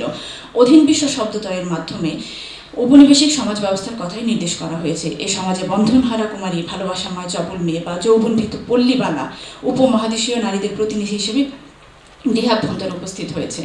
প্রাচ্যের ঔপনিবেশিক সমাজে নারীরা দ্বিগুণ উপনিবেশিত হয়ে থাকত। তবে বিদ্রোহী কবিতায় কাজী নজরুল ইসলাম প্রধানুগ ও প্রতিবাদী নারীর সমন্বয়ে চিত্রায়ন করেছেন, কারণ উপমহাদেশের পরাধীন নারীদের জেগে উঠতে প্রথমে পরনির্ভরতার যোগ থেকেই মুক্তি পেতে হবে। অন্তরে বদ্ধমূল মানবতাবোধের প্রেরণায় উদ্বুদ্ধ হয়ে নজরুল যেমন বঞ্চিত ভাগ্যহতদের কথাও বলেছেন, তেমনি নারীর অধিকার ও নারী পুরুষের সমতা নিয়ে নারীদের সচেতন করতে চেয়েছেন। লাঞ্ছিতের উৎপীড়নে কবি মনে সহানুভূতি ও তীব্র ক্ষোভ দানা বাঁধে। ফলে শোষিত মানুষের সুপ্ত মহিমা ও ক্ষমতা উৎকীর্ণের জন্য কবি নবভাষ্যে শ্রেণী সংগ্রামেরও আহ্বান জানান। অর্থনৈতিক দণ্ডের চরম দশায় রাজনীতি, আইন, দর্শন, ধর্মবোধ সব দিক থেকে সাধারণ জনসাধারণকে পশ্চাৎপদ করে রাখা হয়েছিল। ফলে পরাধীনতার যন্ত্রণা তাদের প্রায় উন্মাদ প্রায় করে তোলে। এজন্যই তত্ত্বগত দিক থেকে নজরুলের রাজনৈতিক চিন্তাধারায় নৈরাজ্যিক চেতনার প্রকাশ খুব স্পষ্ট, কেননা শাসকের চাপিয়ে দেওয়া প্রচলিত সব নিয়ম ভেঙে ফেলতেই তিনি উৎসাহী। আমি দলে যাই যত বন্ধন, যত নিয়ম কানুন শৃঙ্খল। রাজনৈতিক আর্থসামাজিক নানা ক্ষেত্রে একপেশে হয়ে থাকা ভারতবাসী তখন সবেমাত্র জেগে উঠেছে। অসহনীয় অত্যাচারের বিপরীতে তারা শোষকের প্রতি ঘৃণায়, নানা ধরনের আন্দোলন, বিক্ষোভ, অসহযোগের চেতনায় শ্রেণীহীন সমাজ কামনা করছে। এ সময় তাদের উজ্জীবিত করতে গণসম্মিলনের প্রয়োজন ছিল। কাজী নজরুল ইসলামের দর্শনজাত বিদ্রোহী সত্তা আমি তার দ্রোহের বীরত্ব, দুঃসাহসী আত্মশক্তিতে চলমান সংগ্রামকে এগিয়ে নিয়ে যেতে সেই গণডাকের প্রতিনিধিত্ব করেছে। কবি সংগ্রামী আমি তখন আর একজন ব্যক্তি হয়ে থাকে না, উপনিবেশিত প্রতিটি মানব সত্তার ভিতরে লুকিয়ে থাকা নানামুখী বৈশিষ্ট্যের সমন্বয়ে এক সামগ্রিক কৌমের বা গোষ্ঠীর সম্মিলিত শব্দ চেতনা হয়ে মূর্ত হয়। কিন্তু ঔপনিবেশিক শাসনামলে স্থানীয় প্রতিরোধকে রাষ্ট্রশক্তির বিরুদ্ধাচারণমূলক ও দুষ্কৃতিমূলক কর্মতৎপরতা হিসেবে আখ্যায়িত করা হয়েছে। ফলে বিদ্রোহী কবিতার বিদ্রোহী মনোভাবাপন্ন নজরুল নিজেও একাধিকবার গ্রেফতার হয়েছেন। ঔপনিবেশিক শাসনকর্তারা স্থানীয় উপনিবেশিতদের মধ্যে সঞ্চারিত করে দিয়ে গেছে অপরাধার বোধ। সাম্রাজ্যবাদের আমলে যেসব শিল্প সাহিত্য প্রাতিষ্ঠানিক নিয়ম সৃষ্টি হয়েছে, মূলত এই জ্ঞান ভাণ্ডারই উপনিবেশের মানুষকে প্রতিষ্ঠা করেছে আনরূপে। জ্ঞান ও চর্চার জগতে আনকে ধার্য করেছেন নিকৃষ্ট বলে, সাম্রাজ্যের মানদণ্ডে সৃষ্টি করেছে কেন্দ্র প্রান্তের ধারণা। এজন্যই বিদ্রোহী কবিতায় কবি দেখান প্রান্তিক জনের ক্ষোভের হুঙ্কার। কেন্দ্রে থাকা শাসকের দেবত্বকে যারা সর্বশক্তি দিয়ে মারাতে চায়, পেতে চায় আপন অস্তিত্বের স্বীকৃতি, বলবীর, বল উন্নত, মমশীল। কবি এখানে শুধু ব্যক্তি হিসেবে নিজের অপরাজয় উন্নতিশীলের কথাই বলছেন না, বরং সমস্ত দেশবাসীকে বা বিশ্ববাসীকে আত্মপ্রত্যয় উদ্বুদ্ধ করছেন।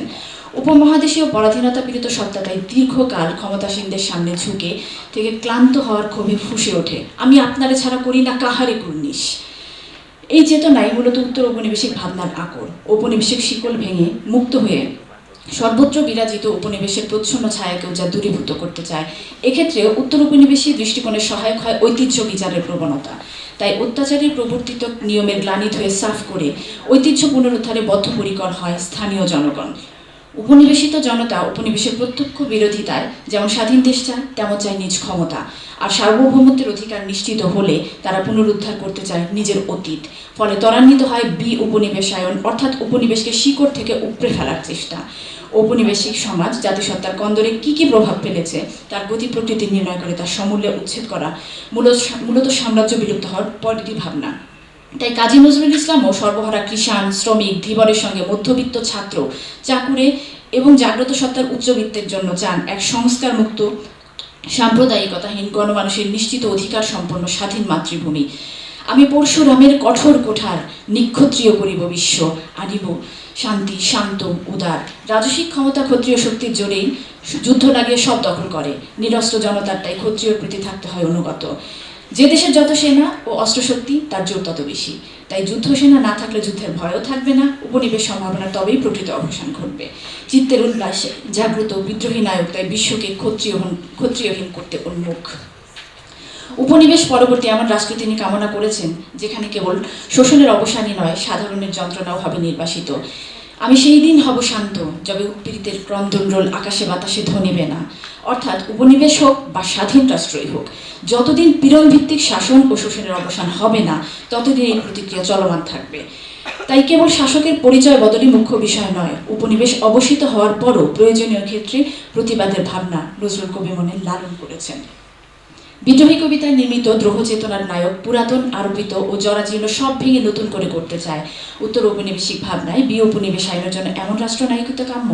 তাই কবি নজরুল পৌরাণিক চরিত্রের সমাহারে এক পরিপূর্ণ যোগ্য নেতৃত্ব সম্পন্ন মানসিকতার ব্যক্তিত্বকে মূর্ত করে তোলেন এবং এজন্য তিনি দেশীয় পুরাণেরই ব্যবহার করেছেন। কবি নজরুলের সমকাল ছিল আন্দোলনে বিক্ষুব্ধ। অসহযোগের যুগে লেখনীর মাধ্যমে দেশবাসীর চিত্রে প্রেরণা সঞ্চারের দ্বারা তদানীন্তন শাসকদের বিরুদ্ধে তিনি আঘাত হানিতে চাহিয়াছিলেন। এজন্য জোরপূর্বক প্রয়োগকৃত নিয়মকানুনের বিরোধিতায় ইংরেজ সৃষ্ট আমলাদের প্রতি তিনি ঘৃণা প্রকাশ করেন। সমকালীন চিন্তার ফল বিদ্রোহীতে বিশ্বযুদ্ধোত্তর স্বাধীন রাষ্ট্রের স্বপ্ন দেখানো প্রাতিষ্ঠিক মানসিকতা সন্ধানদের লক্ষণীয়, যাতে বলা হচ্ছে সৃষ্টিকর্তার আসনের মতো ব্যাপ্ত সাম্রাজ্যকে ছেদ করেই জয়লাভ করতে হবে উৎপীড়িতকে। কারণ সাম্রাজ্যবাদী শক্তির শোষণ বঞ্চনা থেকে বেরিয়ে এসে নিজের আলোয় নিজের সামর্থ্যে নিজেকে চিনে নেবার নামের প্রক্রিয়ার নামই তো ডিকলোনাইজেশন। নিজেকে চিনতে পারা, নিজেদের উপযোগী শাসন ব্যবস্থা সৃষ্টি ও রাজনৈতিক প্রতিষ্ঠান নির্মাণের মাধ্যমে মুক্তির আস্বাদ লাভের প্রক্রিয়ায় ডিকলোনাইজেশন। বিদ্রোহী কবিতার আমি সত্তার প্রেম ভাবনা থাকলেও তার প্রধান প্রবণতা বিদ্রোহ চেতনা, যে স্বাভাবিক বিকাশের অন্তরায় নিয়মের বাঁধনকে ছিঁড়ে সামনে ধাবমান। উপনিবেশ থেকে মুক্ত হয়ে স্বাধীন রাষ্ট্র হিসেবে আত্মপ্রকাশ করার পরও শাসনযন্ত্রের রন্ধ্রে রন্ধ্রে ঢুকিয়ে দেওয়া সাম্রাজ্যবাদী কৌশল নতুন রূপে প্রয়োগ হতে পারে। নিরঙ্কুশ কর্তৃত্ব ও পরাধীনতার উপর ভিত্তি করে গড়ে ওঠে ইম্পেরিয়ালিজম। মধ্যযুগের ইউরোপ সম্পর্কে এ ধারণা প্রচলিত হলেও আধুনিক বিশ্বে তা নবধারায় বিদ্যমান। এখনও পূর্বকালের ব্রিটিশ উপনিবেশিত রাষ্ট্রসমূহের রাজনৈতিক চেতনার বিকাশ ইংরেজ রাজত্বের বৈশিষ্ট্য প্রভাবিত। অর্থাৎ উন্নয়নগত দিক থেকে পূর্ব পশ্চিমের প্রভেদ দুর্ভেদ্য। স্থানিক দিক থেকে পৃথিবীর অনুন্নত দেশ বা উন্নয়নশীল দেশ, অর্থাৎ তৃতীয় বিষয় হচ্ছে উত্তর উপনিবেশিকদের পৃথিবী। প্রতিনিয়ত এই পৃথিবীর সংঘাত ঘটছে উন্নত দেশ অর্থাৎ প্রথম পৃথিবীর সঙ্গে। ক্ষমতার রদবদল ঘটলেও সুকৌশলে পশ্চিমা বিশ্ব এখনও প্রাচ্যের স্বাধীন রাষ্ট্রগুলোর ওপর অদৃশ্য ক্ষমতার জাল বিস্তার করে রেখেছে। তাই বিদ্রোহী কবিতার চলন শুনে মনে হয় বর্তমান পৃথিবীর জন্য এই চলন প্রাসঙ্গিক। আমি ধৃষ্ট, আমি দাঁত দিয়াছিলি বিশ্বমায়ের অঞ্চল। বিশ্বায়নের নামে ছড়ানো ক্ষমতার আঁচলকেই যেন কবি ছিন্ন করতে চেয়েছেন। যেমন বর্তমানেও তৃতীয় বিশ্বের মানুষের মনোজগতে ত্রাস সৃষ্টি করে রেখেছে ইংরেজি প্রিয়তার ভাষিক প্রাধান্য, যেমন বর্তমানেও গোয়েন্দাত্মিক এই আধিপত্য মানুষের স্বকীয় অভিপ্সাকেও কুক্ষিগত করে নেয়। ফলে বিশ্ব ছায়ায় উঠিয়াছি একাচির উন্নতশীল বিদ্রোহী বীরের উত্তর ঔপনিবেশিক চেতনা তৃতীয় বিশ্বের নরনারী ধারণ করতে পুরোপুরি সক্ষম হয় না, বরং পূর্বের ব্রিটেন এবং বর্তমানে ক্ষমতাসীন আমেরিকা, চীন, রাশিয়ায় যেন একা শির উন্নত করে থাকতে চায়। আধুনিক যুগে সবার অধিকার সমান হওয়ার কথা, কিন্তু গণতন্ত্র প্রজাতন্ত্রের মোড়কে মোড়া পৃথিবীর ভেতরে এখনও রয়েছে সামাজিক শ্রেণীকেন্দ্রিক স্বার্থপরতা, ক্ষমতাসীনদের অব্যবস্থাপনা, আধুনিক মনোবিকার এবং অর্থনৈতিক অসমতা। উপনিবেশ পর্বেই পুঁজি ও পুঁজির বিকাশ ঘটেছিল। উপনিবেশ ব্যবস্থা বিদায়ের পর এই ব্যবসা ধরে রাখতে পশ্চিমারা একদিকে প্রাচ্যে অস্ত্র বাণিজ্য করে প্রচুর মুনাফা অর্জন করে, অন্যদিকে অসম সুবিধাবাদী শর্তের বিনিময়ে এই মুনাফার সামান্য অংশ দিয়ে খাদ্য বা অন্য কোনো সাহায্য দিয়ে একটা মানবতাবাদী ইমেজ তৈরি করে, যদিও তাদের এই স্বভাবের বৈপরীত্য ও অন্তর্গত অভিশাপ স্পষ্ট হয়ে যায়। এভাবেই ঔপনিবেশিক শাসনের সঙ্গে নব্য সাহায্য বাণিজ্যের কোনো মৌলিক পার্থক্য বজায় থাকে না। নব উপনিবেশিক এই আগ্রাসন উপনিবেশের তিক্ত অভিজ্ঞতা প্রাপ্ত কবিদের কাছেও স্পষ্ট হয়ে গেছে। ফলে প্রাচ্য ও প্রতীচ্য যেন শত্রুর সঙ্গে গলাগলি করেই চলে। তাই শতবর্ষ পূর্বের বিদ্রোহী কবিতার বাণী আজও বিশ্বের মানুষের মনের কথা। খেয়ালি দেববর্ম পশ্চিমা শক্তির ক্ষমতার বলে বিশ্বের পদাঘাতী সামনের প্রথম পদক্ষেপ বলে প্রতীয়মান হয়।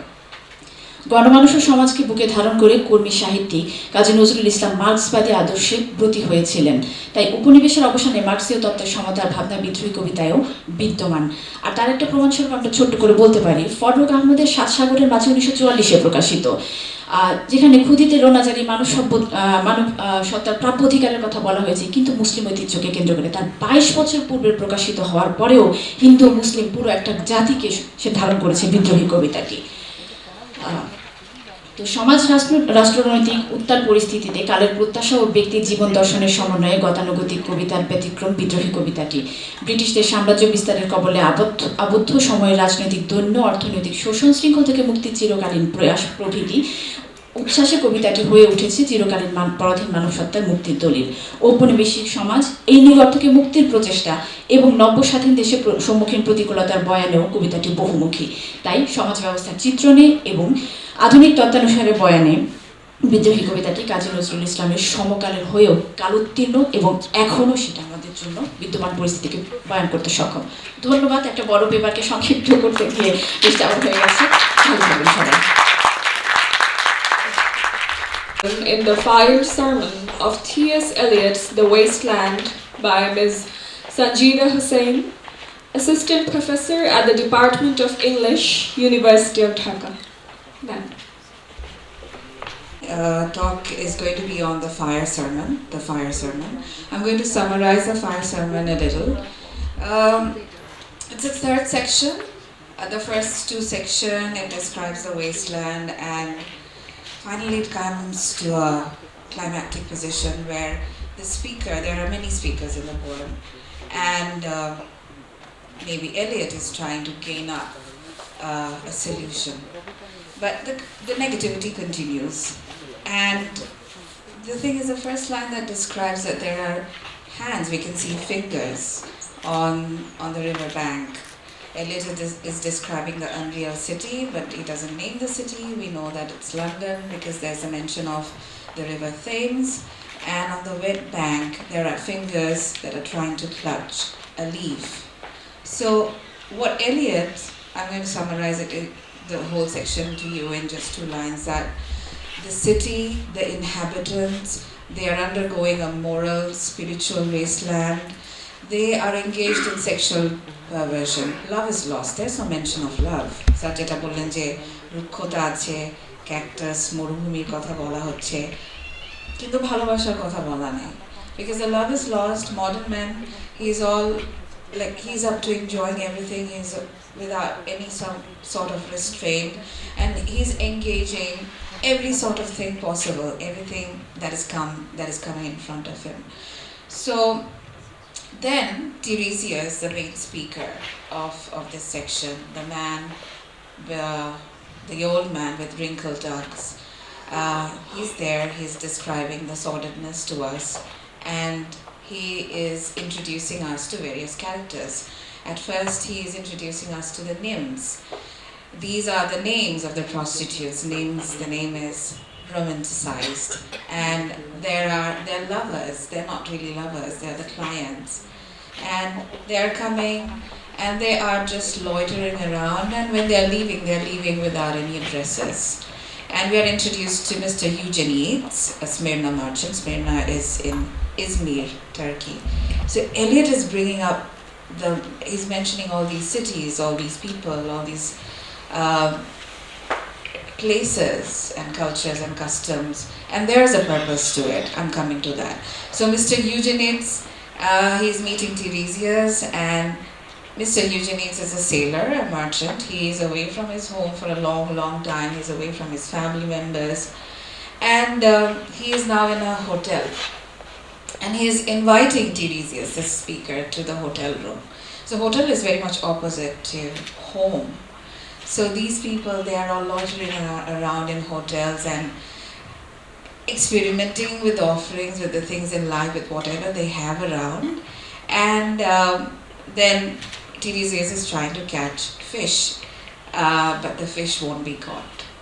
And there he hears at his back, he's sitting behind a gas house, and he can hear the horns, the noises of the motor cars. And there comes Mr. Sweeney, and he comes to Mrs. Porter and her daughter. He's another prostitute, and he keeps a brothel. She's a brothel keeper. So what he's trying to do is trying to describe the evening romantically, but romanticism is heavily clashing with the artificial, hard mechanic facts of the office hours, of the city life. And he mentions the typewriter girl, the human engine, who waits.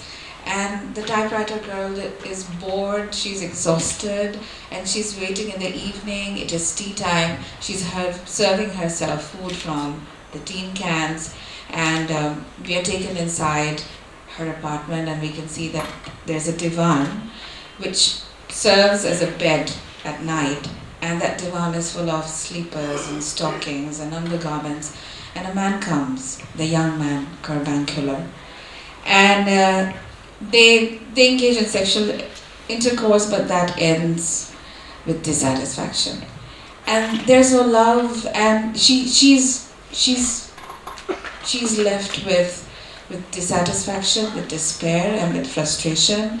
And Tiresias, he has to watch this. He cannot escape. He must wait and watch the sordidness around him. So he watches the concrete and utter breakdown of traditional standard.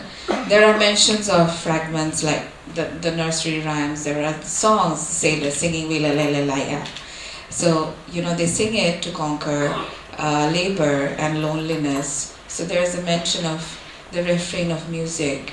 There are the mentions of celebration. And Eliot mentions Elizabeth and Leicester, who were merrymaking on the Thames. So he foregrounds a history of human downfall and degeneration. Thames was associated with marriage, with the nuptial bonding and union, but Thames is now polluted. Its pollution is occurring in all sorts of ways. So he mentions empty bottles, sandwich papers, silk handkerchiefs, cardboard boxes, cigarette ends, or other testimony of summer nights. So during the summer nights, people come here, have fun, and they leave all these garbages behind, garbages of all kinds. So most importantly, he shows that modern man is freed from all restraints, and he's always about and eager to experience everything. And after being undone, he has now started to feel the intellectual torture, and now he's wanting to rise up from the grasp of greed and frustration. So this section ends with the mention of Dido, the queen of Carthage. And her last words were, "My people, humble people who expect nothing." And then they come to Carthage. Then I came burning with the fire of lust. So Carthage is a city in Tunisia in North Africa. And it was a thriving port and a trading center, and it eventually developed into a major Mediterranean power and a rival to Rome. And St. Augustine is mentioned. He was a monk, and in his confessions, he has described sinful behavior, and he talks about abstinence, self-sacrifice, and there's this mention at the very ending of this section of St. Augustine's prayer that, "O Lord, thou pluckest me out, O Lord, thou pluckest So he's praying. He has been a slave to lust of his wantonness until his conversion, fully conversion to Christianity, and he's thanking God for plucking him out of his evil ways. So we can see that there are mentions of two traditions, two kinds of asceticism. One is St. Augustine's, and then the section ends with burning. The last word of this section is burning, so the burning is continuing.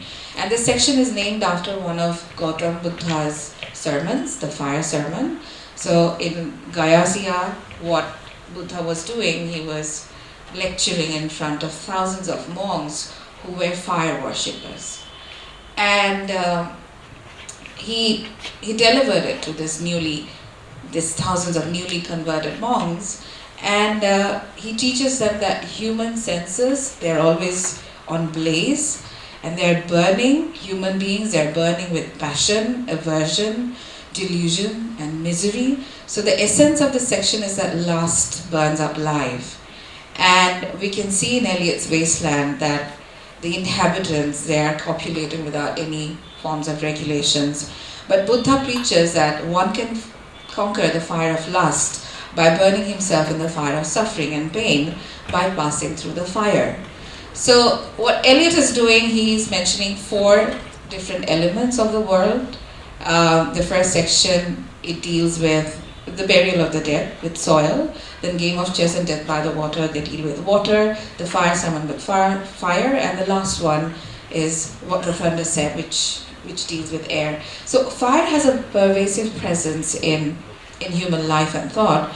So on one hand, it is an ancient, essential, inevitable natural phenomenon, as well as a fundamental component of the earth system. And on the other hand, fire can also be considered as an idea, a concept, an element, an informing principle, a metaphor, an allegory behind the creation story. So metaphorically, people even carry fire in their minds. So they hide this flame inside of them, and it generally remains repressed, but when provoked, it can become wild and uncontrollable, bringing havoc. So fire's power to destroy evil and promote good inspired stories, rites and ceremonies. Fire defined human beings and segregated them from the rest of the creation. The ever-preserved fire seemed godlike, and in some societies, as we can see with Buddha and the monks, that fire was a god. And the more ancient the religion is, the more ancient is the fire god. And there's the mention of the goddess Agni in Nazrul's Bidrohi as well. So in others, fire is an inevitable part of sacrifice, ceremony, and theology. I have just brought a theory, a small theory in this, to connect Eliot's fire sermon. And the name of the theorist is Stephen J. Pine. In his essay, Fire in the Mind, Changing an Understanding of Fire in Western Civilization, he says that what modern technology has done, it has caged the fire. So, the primitive men, the middle-aged men, the men from the Middle Ages, they could see fire, the flame right in front of their eyes. And when you see the fire and you contemplate on the fire, your mind changes. But what the modern technology has done with the combustible energies, with steam, with engines, with electricity, we have caged the fire, the purpose of the fire. We do not see the fire in front of our eyes. And so fire faded from the visions of natural and other philosophers, and an intellectual transition occurred. So fire was condemned by agronomists and foresters. So its presence, its sight was removed from urban life and from the felt life of the intellectuals who resided in the city. So in this way, fire's flame, which is the essential character of wonder that dwells in it, was removed from modern life. So, and on the other note, in addition, the fire power, which is at the core of what it means to be human on the earth, is controlled and manipulated by the human civilization. The flame is subdued, almost lost from the sight, but the fire that ultimately matters, what I'm trying to say in my presentation, in my talk, that it's not just that fire that you can see, it is the fire of the mind that you carry inside of your mind. It's not in the roof, and you cannot see it during in the bush when there is a fire in the forest, in the dynamo. We have the fire in the mind, and we have to keep it burning. So Eliot's fire sermon, within unpunctuated mashup of St. Augustine and the Buddha. It is pointing to the need for self-sacrifice if we are to escape our own moral and spiritual wasteland. So Eliot is linking the Christian doctrine with other beliefs, creating a rehabilitation of a system of beliefs known but now discredited. So he does not force didacticism, but he works through indirection and confusion. There's a lot of confusion. Everything is muddled in the wasteland. But what he's trying to do is, these allusions, when I first read Eliot's Wasteland with Fakrul sir, oh my God, what is this? I don't understand it. I kept knocking on his door that sir, bujina, bujhadan. But it's all up to you. As an individual, Eliot is referring to the tradition, and you have to have that tradition within yourself. And I didn't give up. I had to know about these illusions, and I had to know what this poem actually means. And I came to an understanding that, life is not easy. It never gives you a straight-cut answer, and that is what Eliot is trying to do. He's not preaching anything. He's giving you some amount of hope, but he's not telling you that, life has a straight-cut answer. The answer is there, among the muddle, among the anarchy. You just have to find it out. So how much time do I have? I just need 2 more minutes. So the thing is these allusions they're all part of Eliot's tradition, and this knowledge is compulsory for an individual talent. So the people of the wasteland are robbed of their tradition. Their whole tradition is in decay. The city seems to be under a curse, like the land of the Fisher King. And removing this curse and seeking salvation have become the only way out. And the fire sermon, astoundingly, it is set in the violet hour. It is a winter evening, and everything is violet. So the color violet, it symbolizes repentance. You have to repent. You have repent for all the things you have done wrong. And maybe it is time to rethink. Modern people, they only think about what they have done with their life. So when they reach the brink of it, like Dido, when they come to the very end, they come to a realization. So empty and desolate, Eliot's unreal city, it only gives you pain, but it is disease and people are lonely when it's the dry and perverted civilization. This rotting is also occurring in human mind as well. And Eliot is actually giving us a warning that everything is decaying, preserve your mind. And because too much dependence on senses, they lead to neurosis. And it is a winter evening and the speaker is sitting behind a gas house. Again, modern technology which has caged fire. A gas house is a place where fire is caged and plant where heating and illuminating gas is manufactured, and it is piped to house homes and buildings. So fire and flames are caged, they are confined. People, the modern human beings, they have subdued fire, kept fire under their constant control and manipulation. But Eliot alludes to the fire in the mind through multiple allusions, and by doing so, he's actually presenting a world of madness in front of us. But this madness is not fruitless, because through anarchy comes peace. You can never achieve peace if you won't make your journey through anarchy. So in this poem, the modern sensibility is in a journey. It is in a search of resurrection and salvation in a world where everything is rotting. But Eliot is mentioning burning by the very end of the section, because the burning continues, and this burning not only refers to St. Augustine's lust, but it also refers to Buddha's sermon, in which he points out that we are all suffering as a result of our desires and delusions. That St. Augustine taught that redemption occurs through the transformation and purification of the body by reviving the fire of the mind. Thank you so much.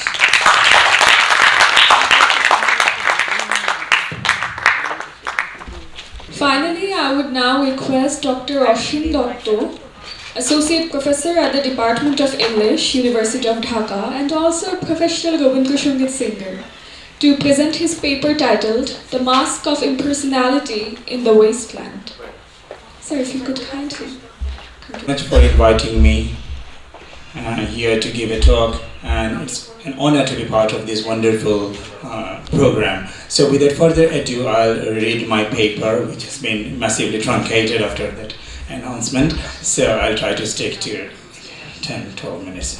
So the mask of impersonality in the wasteland, that's what I call my paper. In his essay, Tradition and the Individual Talent, T.S. Eliot wrote that poetry is not a turning loose of emotion, but an escape from emotion. It is not the expression of personality, but an escape from personality.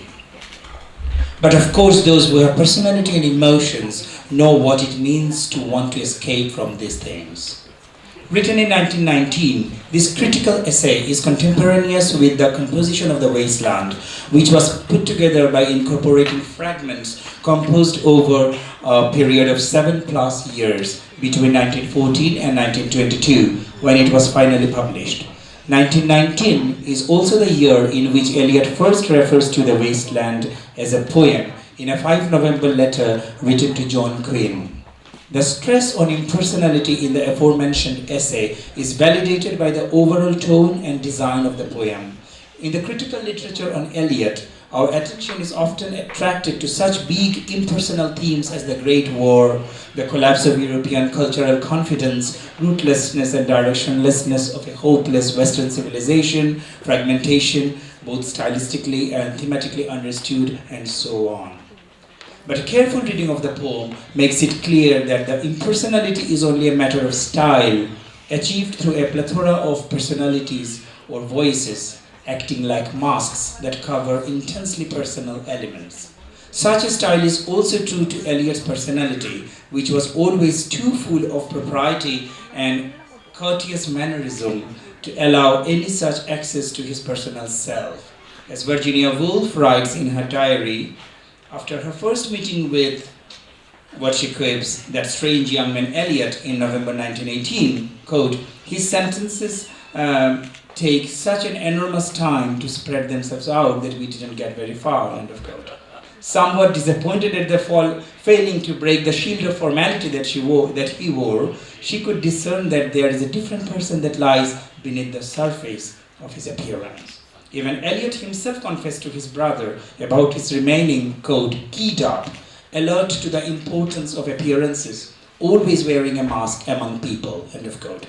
So there is a tendency in him, both as a man and as a poet, to escape from personality, from personal emotions, rather than giving a comprehensive account of all the personal materials incorporated in The Wasteland. I would like to focus on 3 significant aspects of his private and professional lives that are present just beneath the surface of the intricate, self-distancing design of the poem. First, the most personal fragment of the poem is arguably the one in part 2, where a neurotic woman is seen bombarding her husband with questions, while the husband seems to be detached and distanced, absorbed in his own thoughts and reflections. As Eliot's biographer Lyndall Gordon informs us, an earlier version of this fragment was called In the Cage. The couple, trapped in an unhappy marriage, closely represent Eliot and his wife Vivian.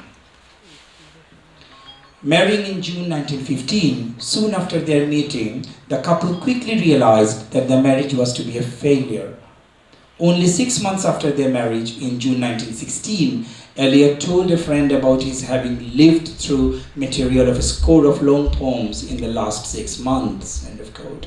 As he would later observe, to Vivian, quote, the marriage brought no happiness, and to me, it brought the state of mind out of which came The Wasteland. When the poem was published, Vivian commented that it was, quote, a part of me, or I of it, end of quote, and she found the dysfunctional couple's scene in a game of chess wonderful.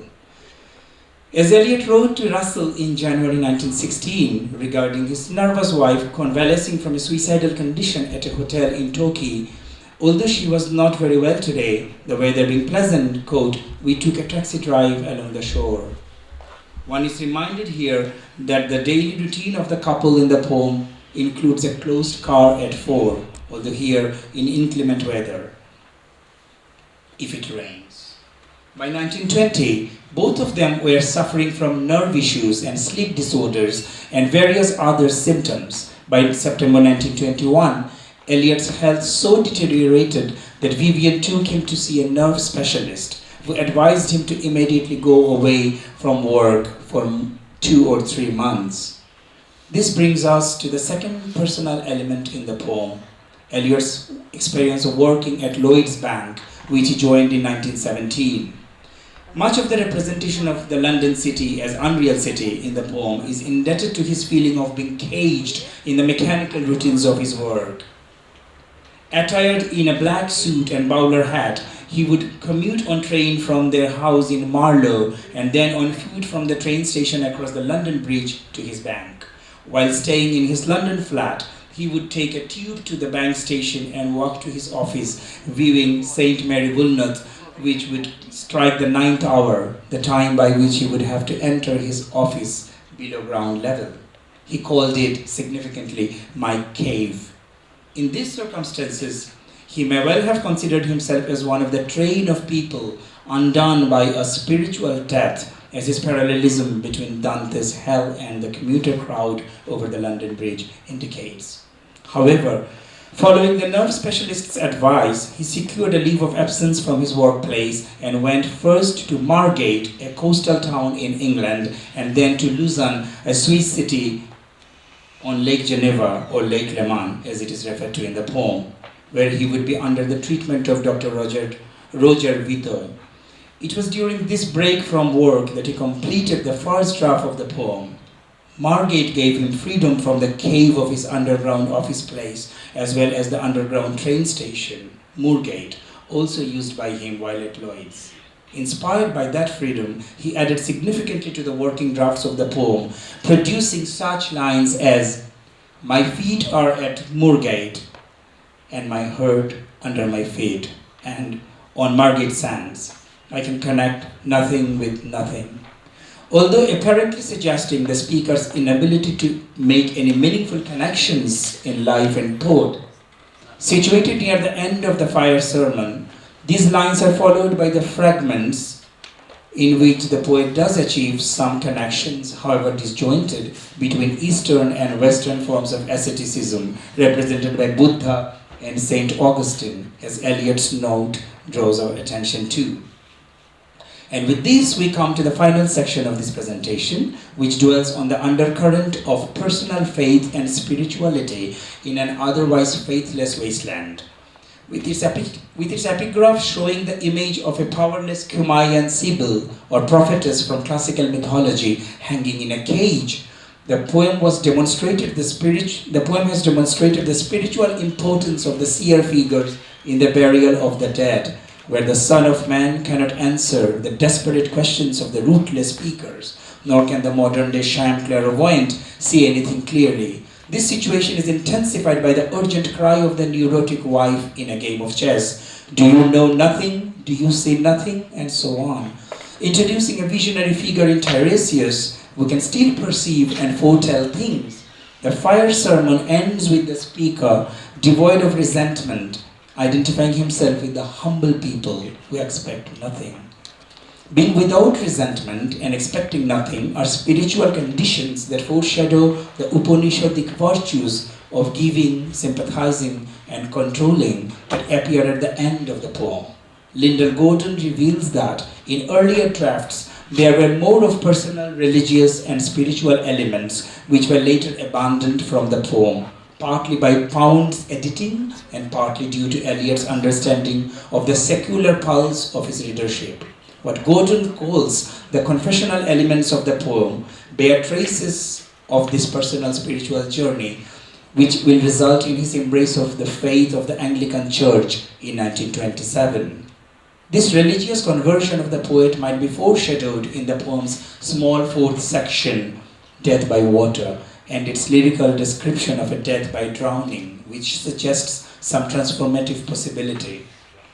The anti-material thrust of these lines merges with the ritualistic practice of casting the head of the god figure into water with the promise of resurrection or rejuvenation. Water being a pagan and Christian holy symbol, Phlebas as entering the whirlpool might here express the poet's semi-conscious desire to enter the Christian faith.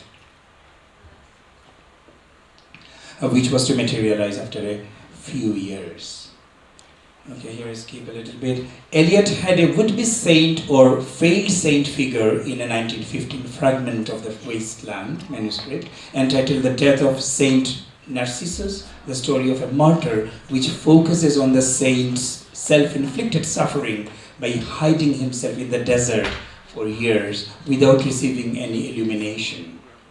But spiritual, although this is truncated out of the poem by Pound and Eliot's editing, so spiritual self-sacrifice and martyrdom is implied in the passing reference to Saint Magnus Martyr in a small segment of the Fire Sermon that offers a momentary glimpse of spiritual splendor in the unreal city, where the walls of Magnus Martyr hold inexplicable splendor of Ionian white and gold. It's not here, I'm sorry. So, What the Thunder Said also begins with the passion of Christ in the Garden of Gethsemane, wherefrom he was to be arrested and crucified. True, if there is any personal spiritual implication here, it remains hidden under an impersonal mask, which gives the reference a more general public dimension. The Christ figure is alluded to again after a small interruption in the form of the hooded figure who always walks by the speaker and his companion, tacitly referring to Christ's disciples' journey to Emmaus after the Easter Sunday when they didn't recognize their Lord walking beside them in disguise. This self-reflexive moment might imply the covert religious and spiritual imports of the poem.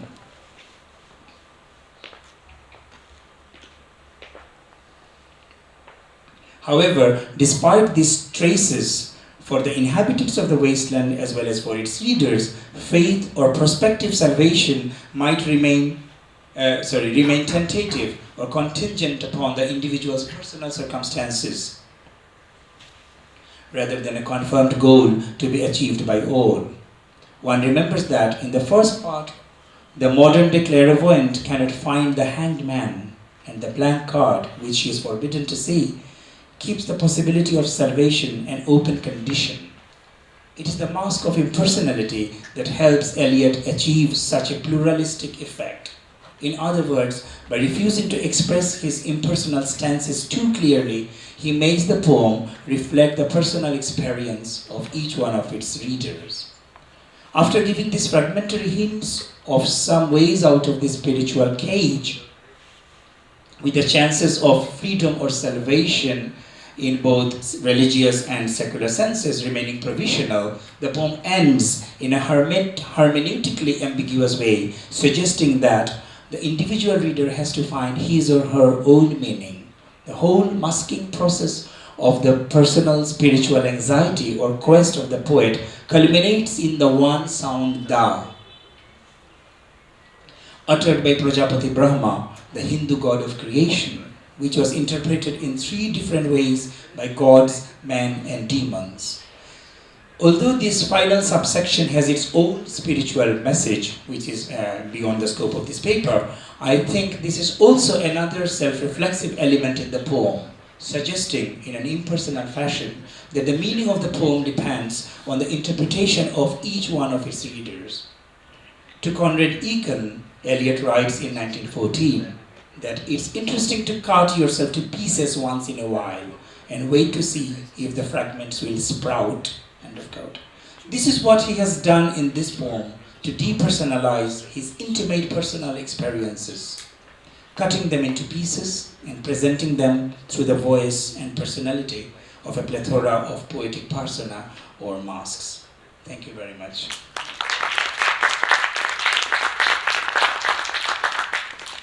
To propose a vote of thanks, I would now like to call Professor Niaz Zaman, advisor at the Department of English and Modern Languages here at IB, and also the advisor to the Kazi Nazrul Islam and Abbasuddin Ahmed Research and Study Center. Ma'am.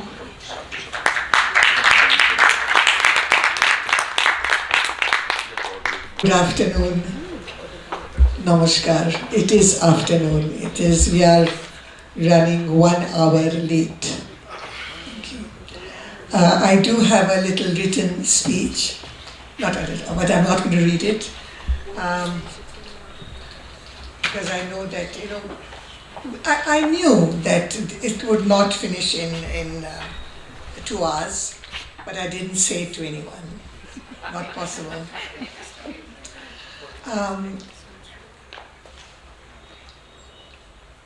Bidrohi 1922 সনে না 21 সনে লেখা হয়েছিল,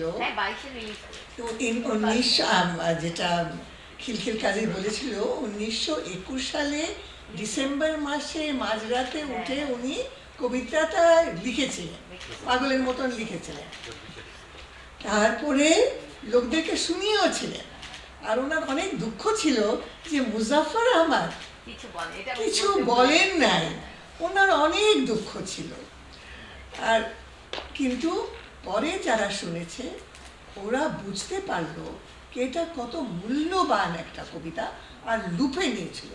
যিনি প্রথমে লুপে নিয়েছিলেন উনি কিন্তু সঙ্গে সঙ্গে প্রকাশ করতে পারেন নাই, যিনি পরে লুপে নিয়েছিলেন উনি কিন্তু প্রথমে প্রকাশ করেছিলেন। আমি সব নামগুলো এখন জানাবো না, কিন্তু জানুয়ারি মাসে 100 বছর আগে বিদ্রোহী কবিতাটা প্রকাশ হয়েছিল।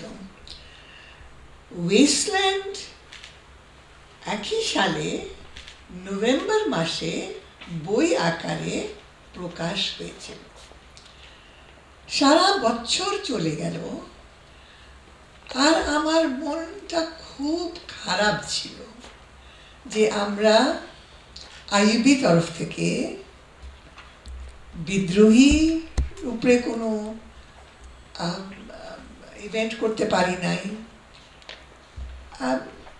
এলিয়টের জন্য এত খারাপ লাগে নাই, কারণ এলিয়টে সারা পৃথিবী করছে, কিন্তু বিদ্রোহীর উপরে আমরা যে করতে পারি নাই এটা আমার খুব খারাপ লেগেছিল।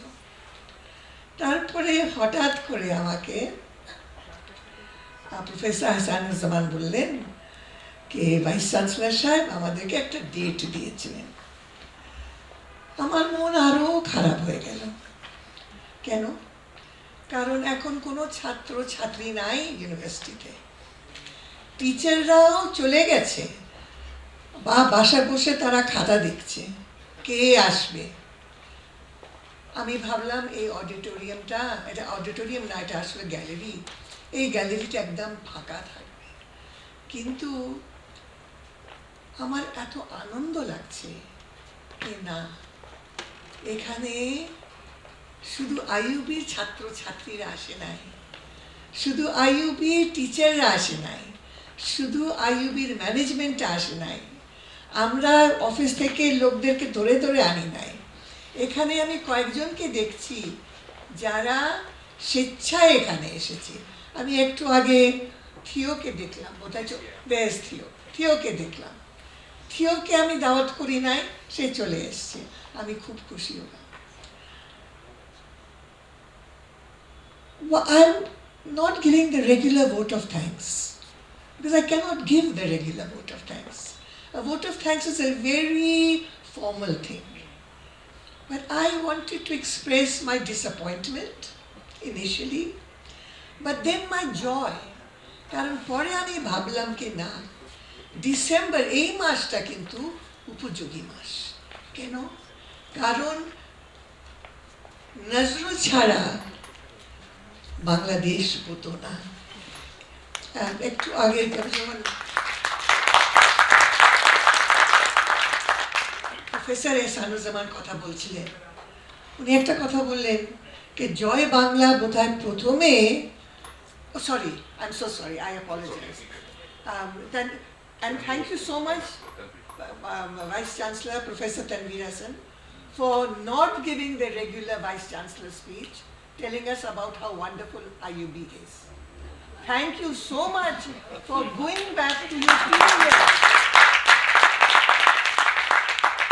to those terrible teen years. Thank God I do not have any children or grandchildren of that age. It is a very, very, very difficult age. But it is an age that we all remember.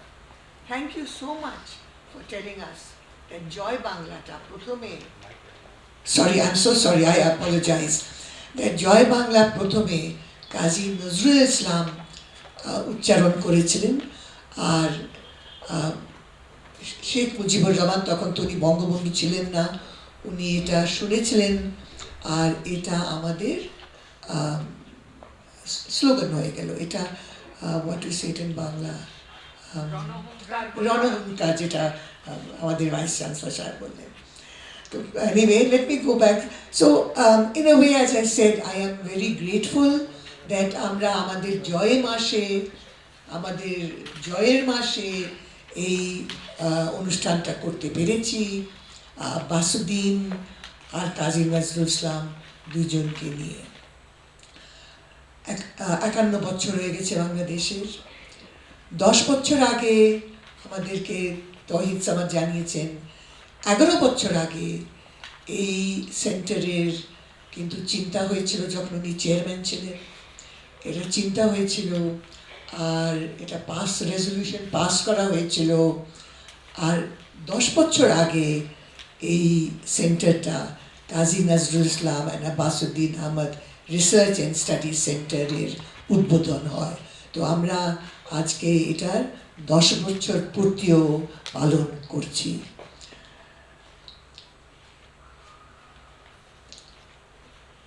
প্রথমে আমি এখন একটু formally চলে যাই, কারণ আমাকে প্রথমে তো ধন্যবাদ জানাতে হবে আমাদের চিফ গেস্টকে, professor Fakrul Alam, our chief guest, Director Sheikh, Mujib, Research Institute for Peace and Liberty, Dhaka University। হ্যাঁ, আমার ছাত্র ছিল, আমার ডিরেক্ট ছাত্র ছিল, টিউটোরিয়াল ছাত্র ছিল, আর তখন টিউটোরিয়ালে 4-5 জন স্টুডেন্ট থাকতো। তো খুব কাছ থেকে আমি ফাকরুল আলমকে চিনি। অনেক ধন্যবাদ ফাকরুল। আমি জানি যে তুমি অনেক ব্যস্ত থাকো, আর আমাদের প্রথমে আমরা কালকে করতে চেয়েছিলাম, কিন্তু তোমার ব্যস্ততার কারণে তুমি আসতে পারো নাই। তো অনেক ধন্যবাদ তুমি আজকে যে এসছো।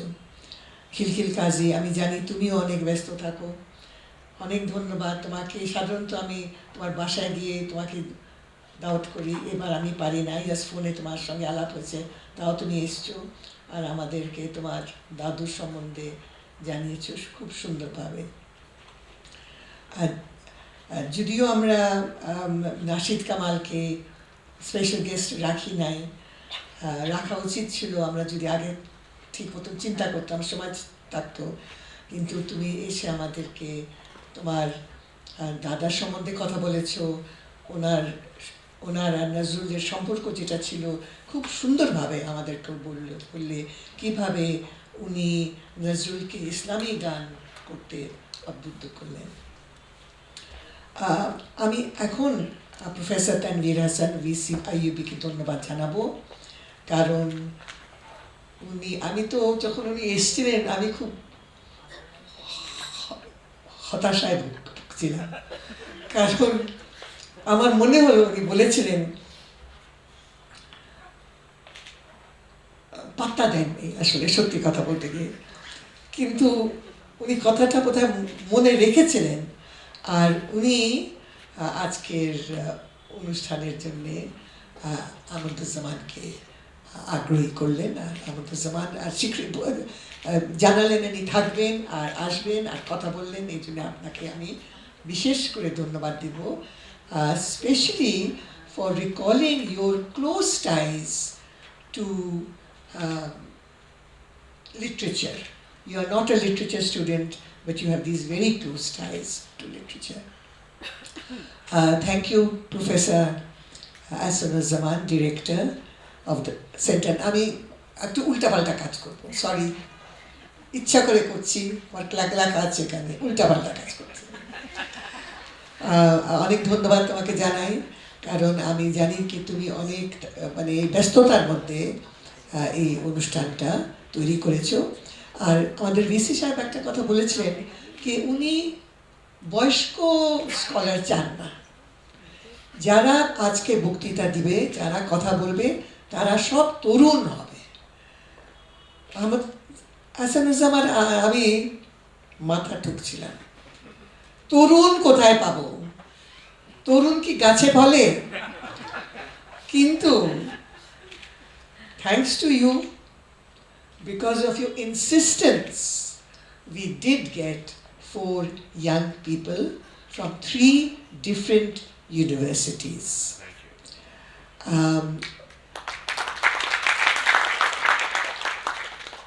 And I would thank our speakers at this point, কারণ তারা যে নজরুলের চর্চা চালাচ্ছে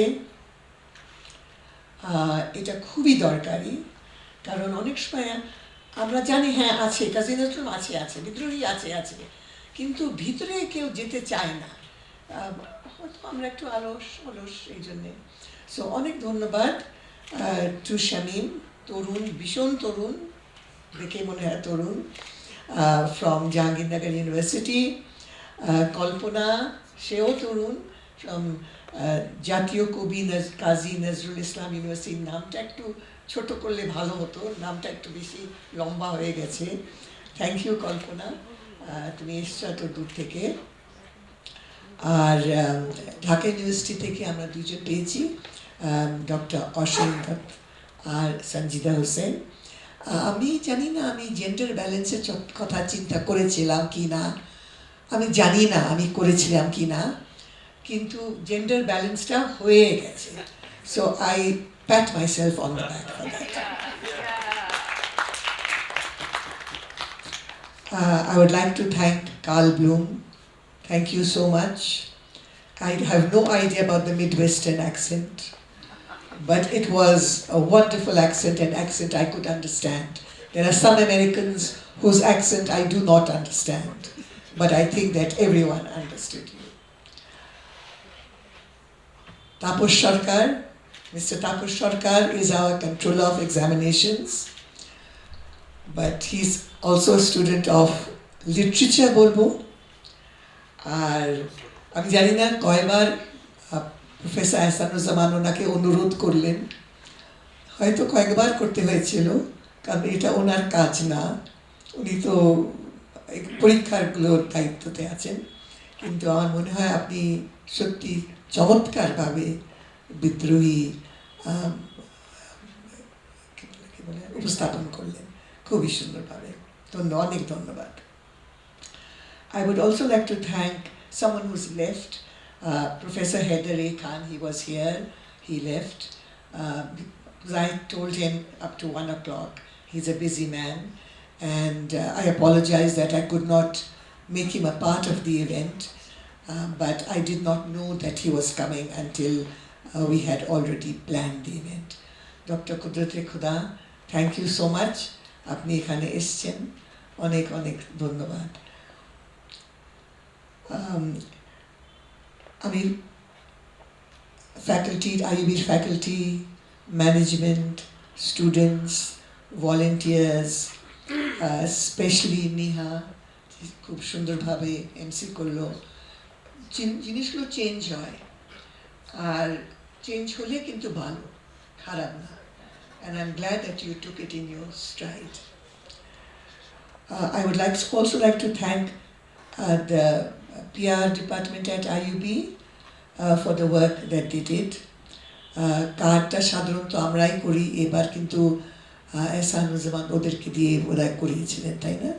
তো ওদেরকে আমি ধন্যবাদ দিই। টিপু চলে গেছে আমাদের, thank you so much Tipu for managing the PR system, the PA system, sorry. I would also like to thank the electronic media, especially Ekatur TV, which interviewed Professor Ahsanuzzaman early this morning and sent someone to cover this program. ওদেরকে ধন্যবাদ দিই। আমাদের pro-VC আসতে পারেননি, কিন্তু আসার কথা ছিল, উনি ব্যস্ত আছেন, কারণ ইউজিসি কিছু বদলাচ্ছে। আমি এখানে একটু দুঃখ প্রকাশ আমাকে করতেই হয়, ইউজিসি হঠাৎ করে আর সবার অসুবিধা হয়, তো উনি আসতে পারেন নাই। আর আমাদের ডিন সাহেবও ব্যস্ত, উনি আসতে পারেন নাই, কিন্তু ওদের দুজনকে ধন্যবাদ জানাই। এখন আমি বললাম কি একটু আমার উল্টা পাল্টা হবে আমি as they say finally last but not least I would like to thank Mr. Towhid Zaman, Trustee IUB, for the initiative that he took in establishing this center 11 years ago. Thank you so much, and for keeping a record of that memo and reading it out to us. And I think that you have to write a history of the center, right? Exactly when it was formalized that this center would be founded. Because yes, we have to reach the moon, we have to reach Mars, we have to, be prepared for the 4th industrial revolution. But we cannot forget, I will not just say our grandfathers and great-grandfathers, I would like to say our great, well, what do we say? Pioneers.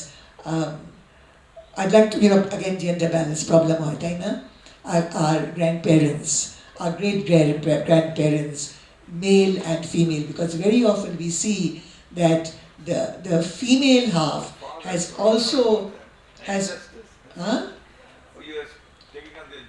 No, I'm doing it deliberately, because there is this beautiful picture of Kazi Nazrul Islam. His wife was also paralyzed, but there is this beautiful picture which people have commented on adversely, but I don't take it adversely. যেখানে উনি নিজের হাতে তার স্বামীকে খাওয়াচ্ছেন. It is such, so there is a woman behind a man. Sometimes we don't see the woman. We don't see the woman, but she is there. Even behind, I would say, a woman, there has to be, well, sometimes there aren't. Sorry.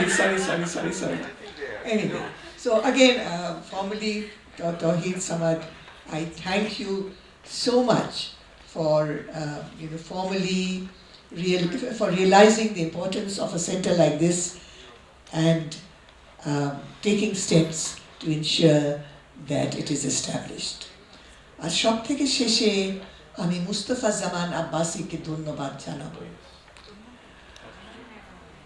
উনি ঠিক কোভিডের আগে উনি ওনার মাথায় একটু মাথা খারাপ ছিল আমাকে বলতেই হবে এপ্রিল মাসটা তো বাজে একটা গরম একটা মাস সেই মাসে উনি তার ছাত্রছাত্রীদেরকে কুমিল্লা নিয়ে গেছিলেন এখনো ভুলবো না আর ওখানে উনি অসুস্থ হয়ে গেছিলেন কি দরকার ছিল ওনার কুমিল্লা যাওয়ার দেখাতে নজরুল কোথায় কোথায় ঘুরে বেরিয়েছে ওটার পরে উনি অসুস্থ হয়ে গেলেন উনি এখানে পড়াতেন he used to take classes but after that he could not recover so he was the person he was not the director of the center he was called senior research fellow and he brought his books he brought his photographs and he started the center and today I would like to pay a tribute to Mustafa Zaman Abbasi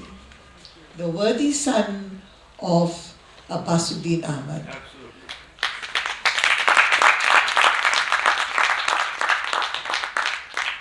for starting the center and now it is for others to forge ahead. Onik dhonnobad shobaike.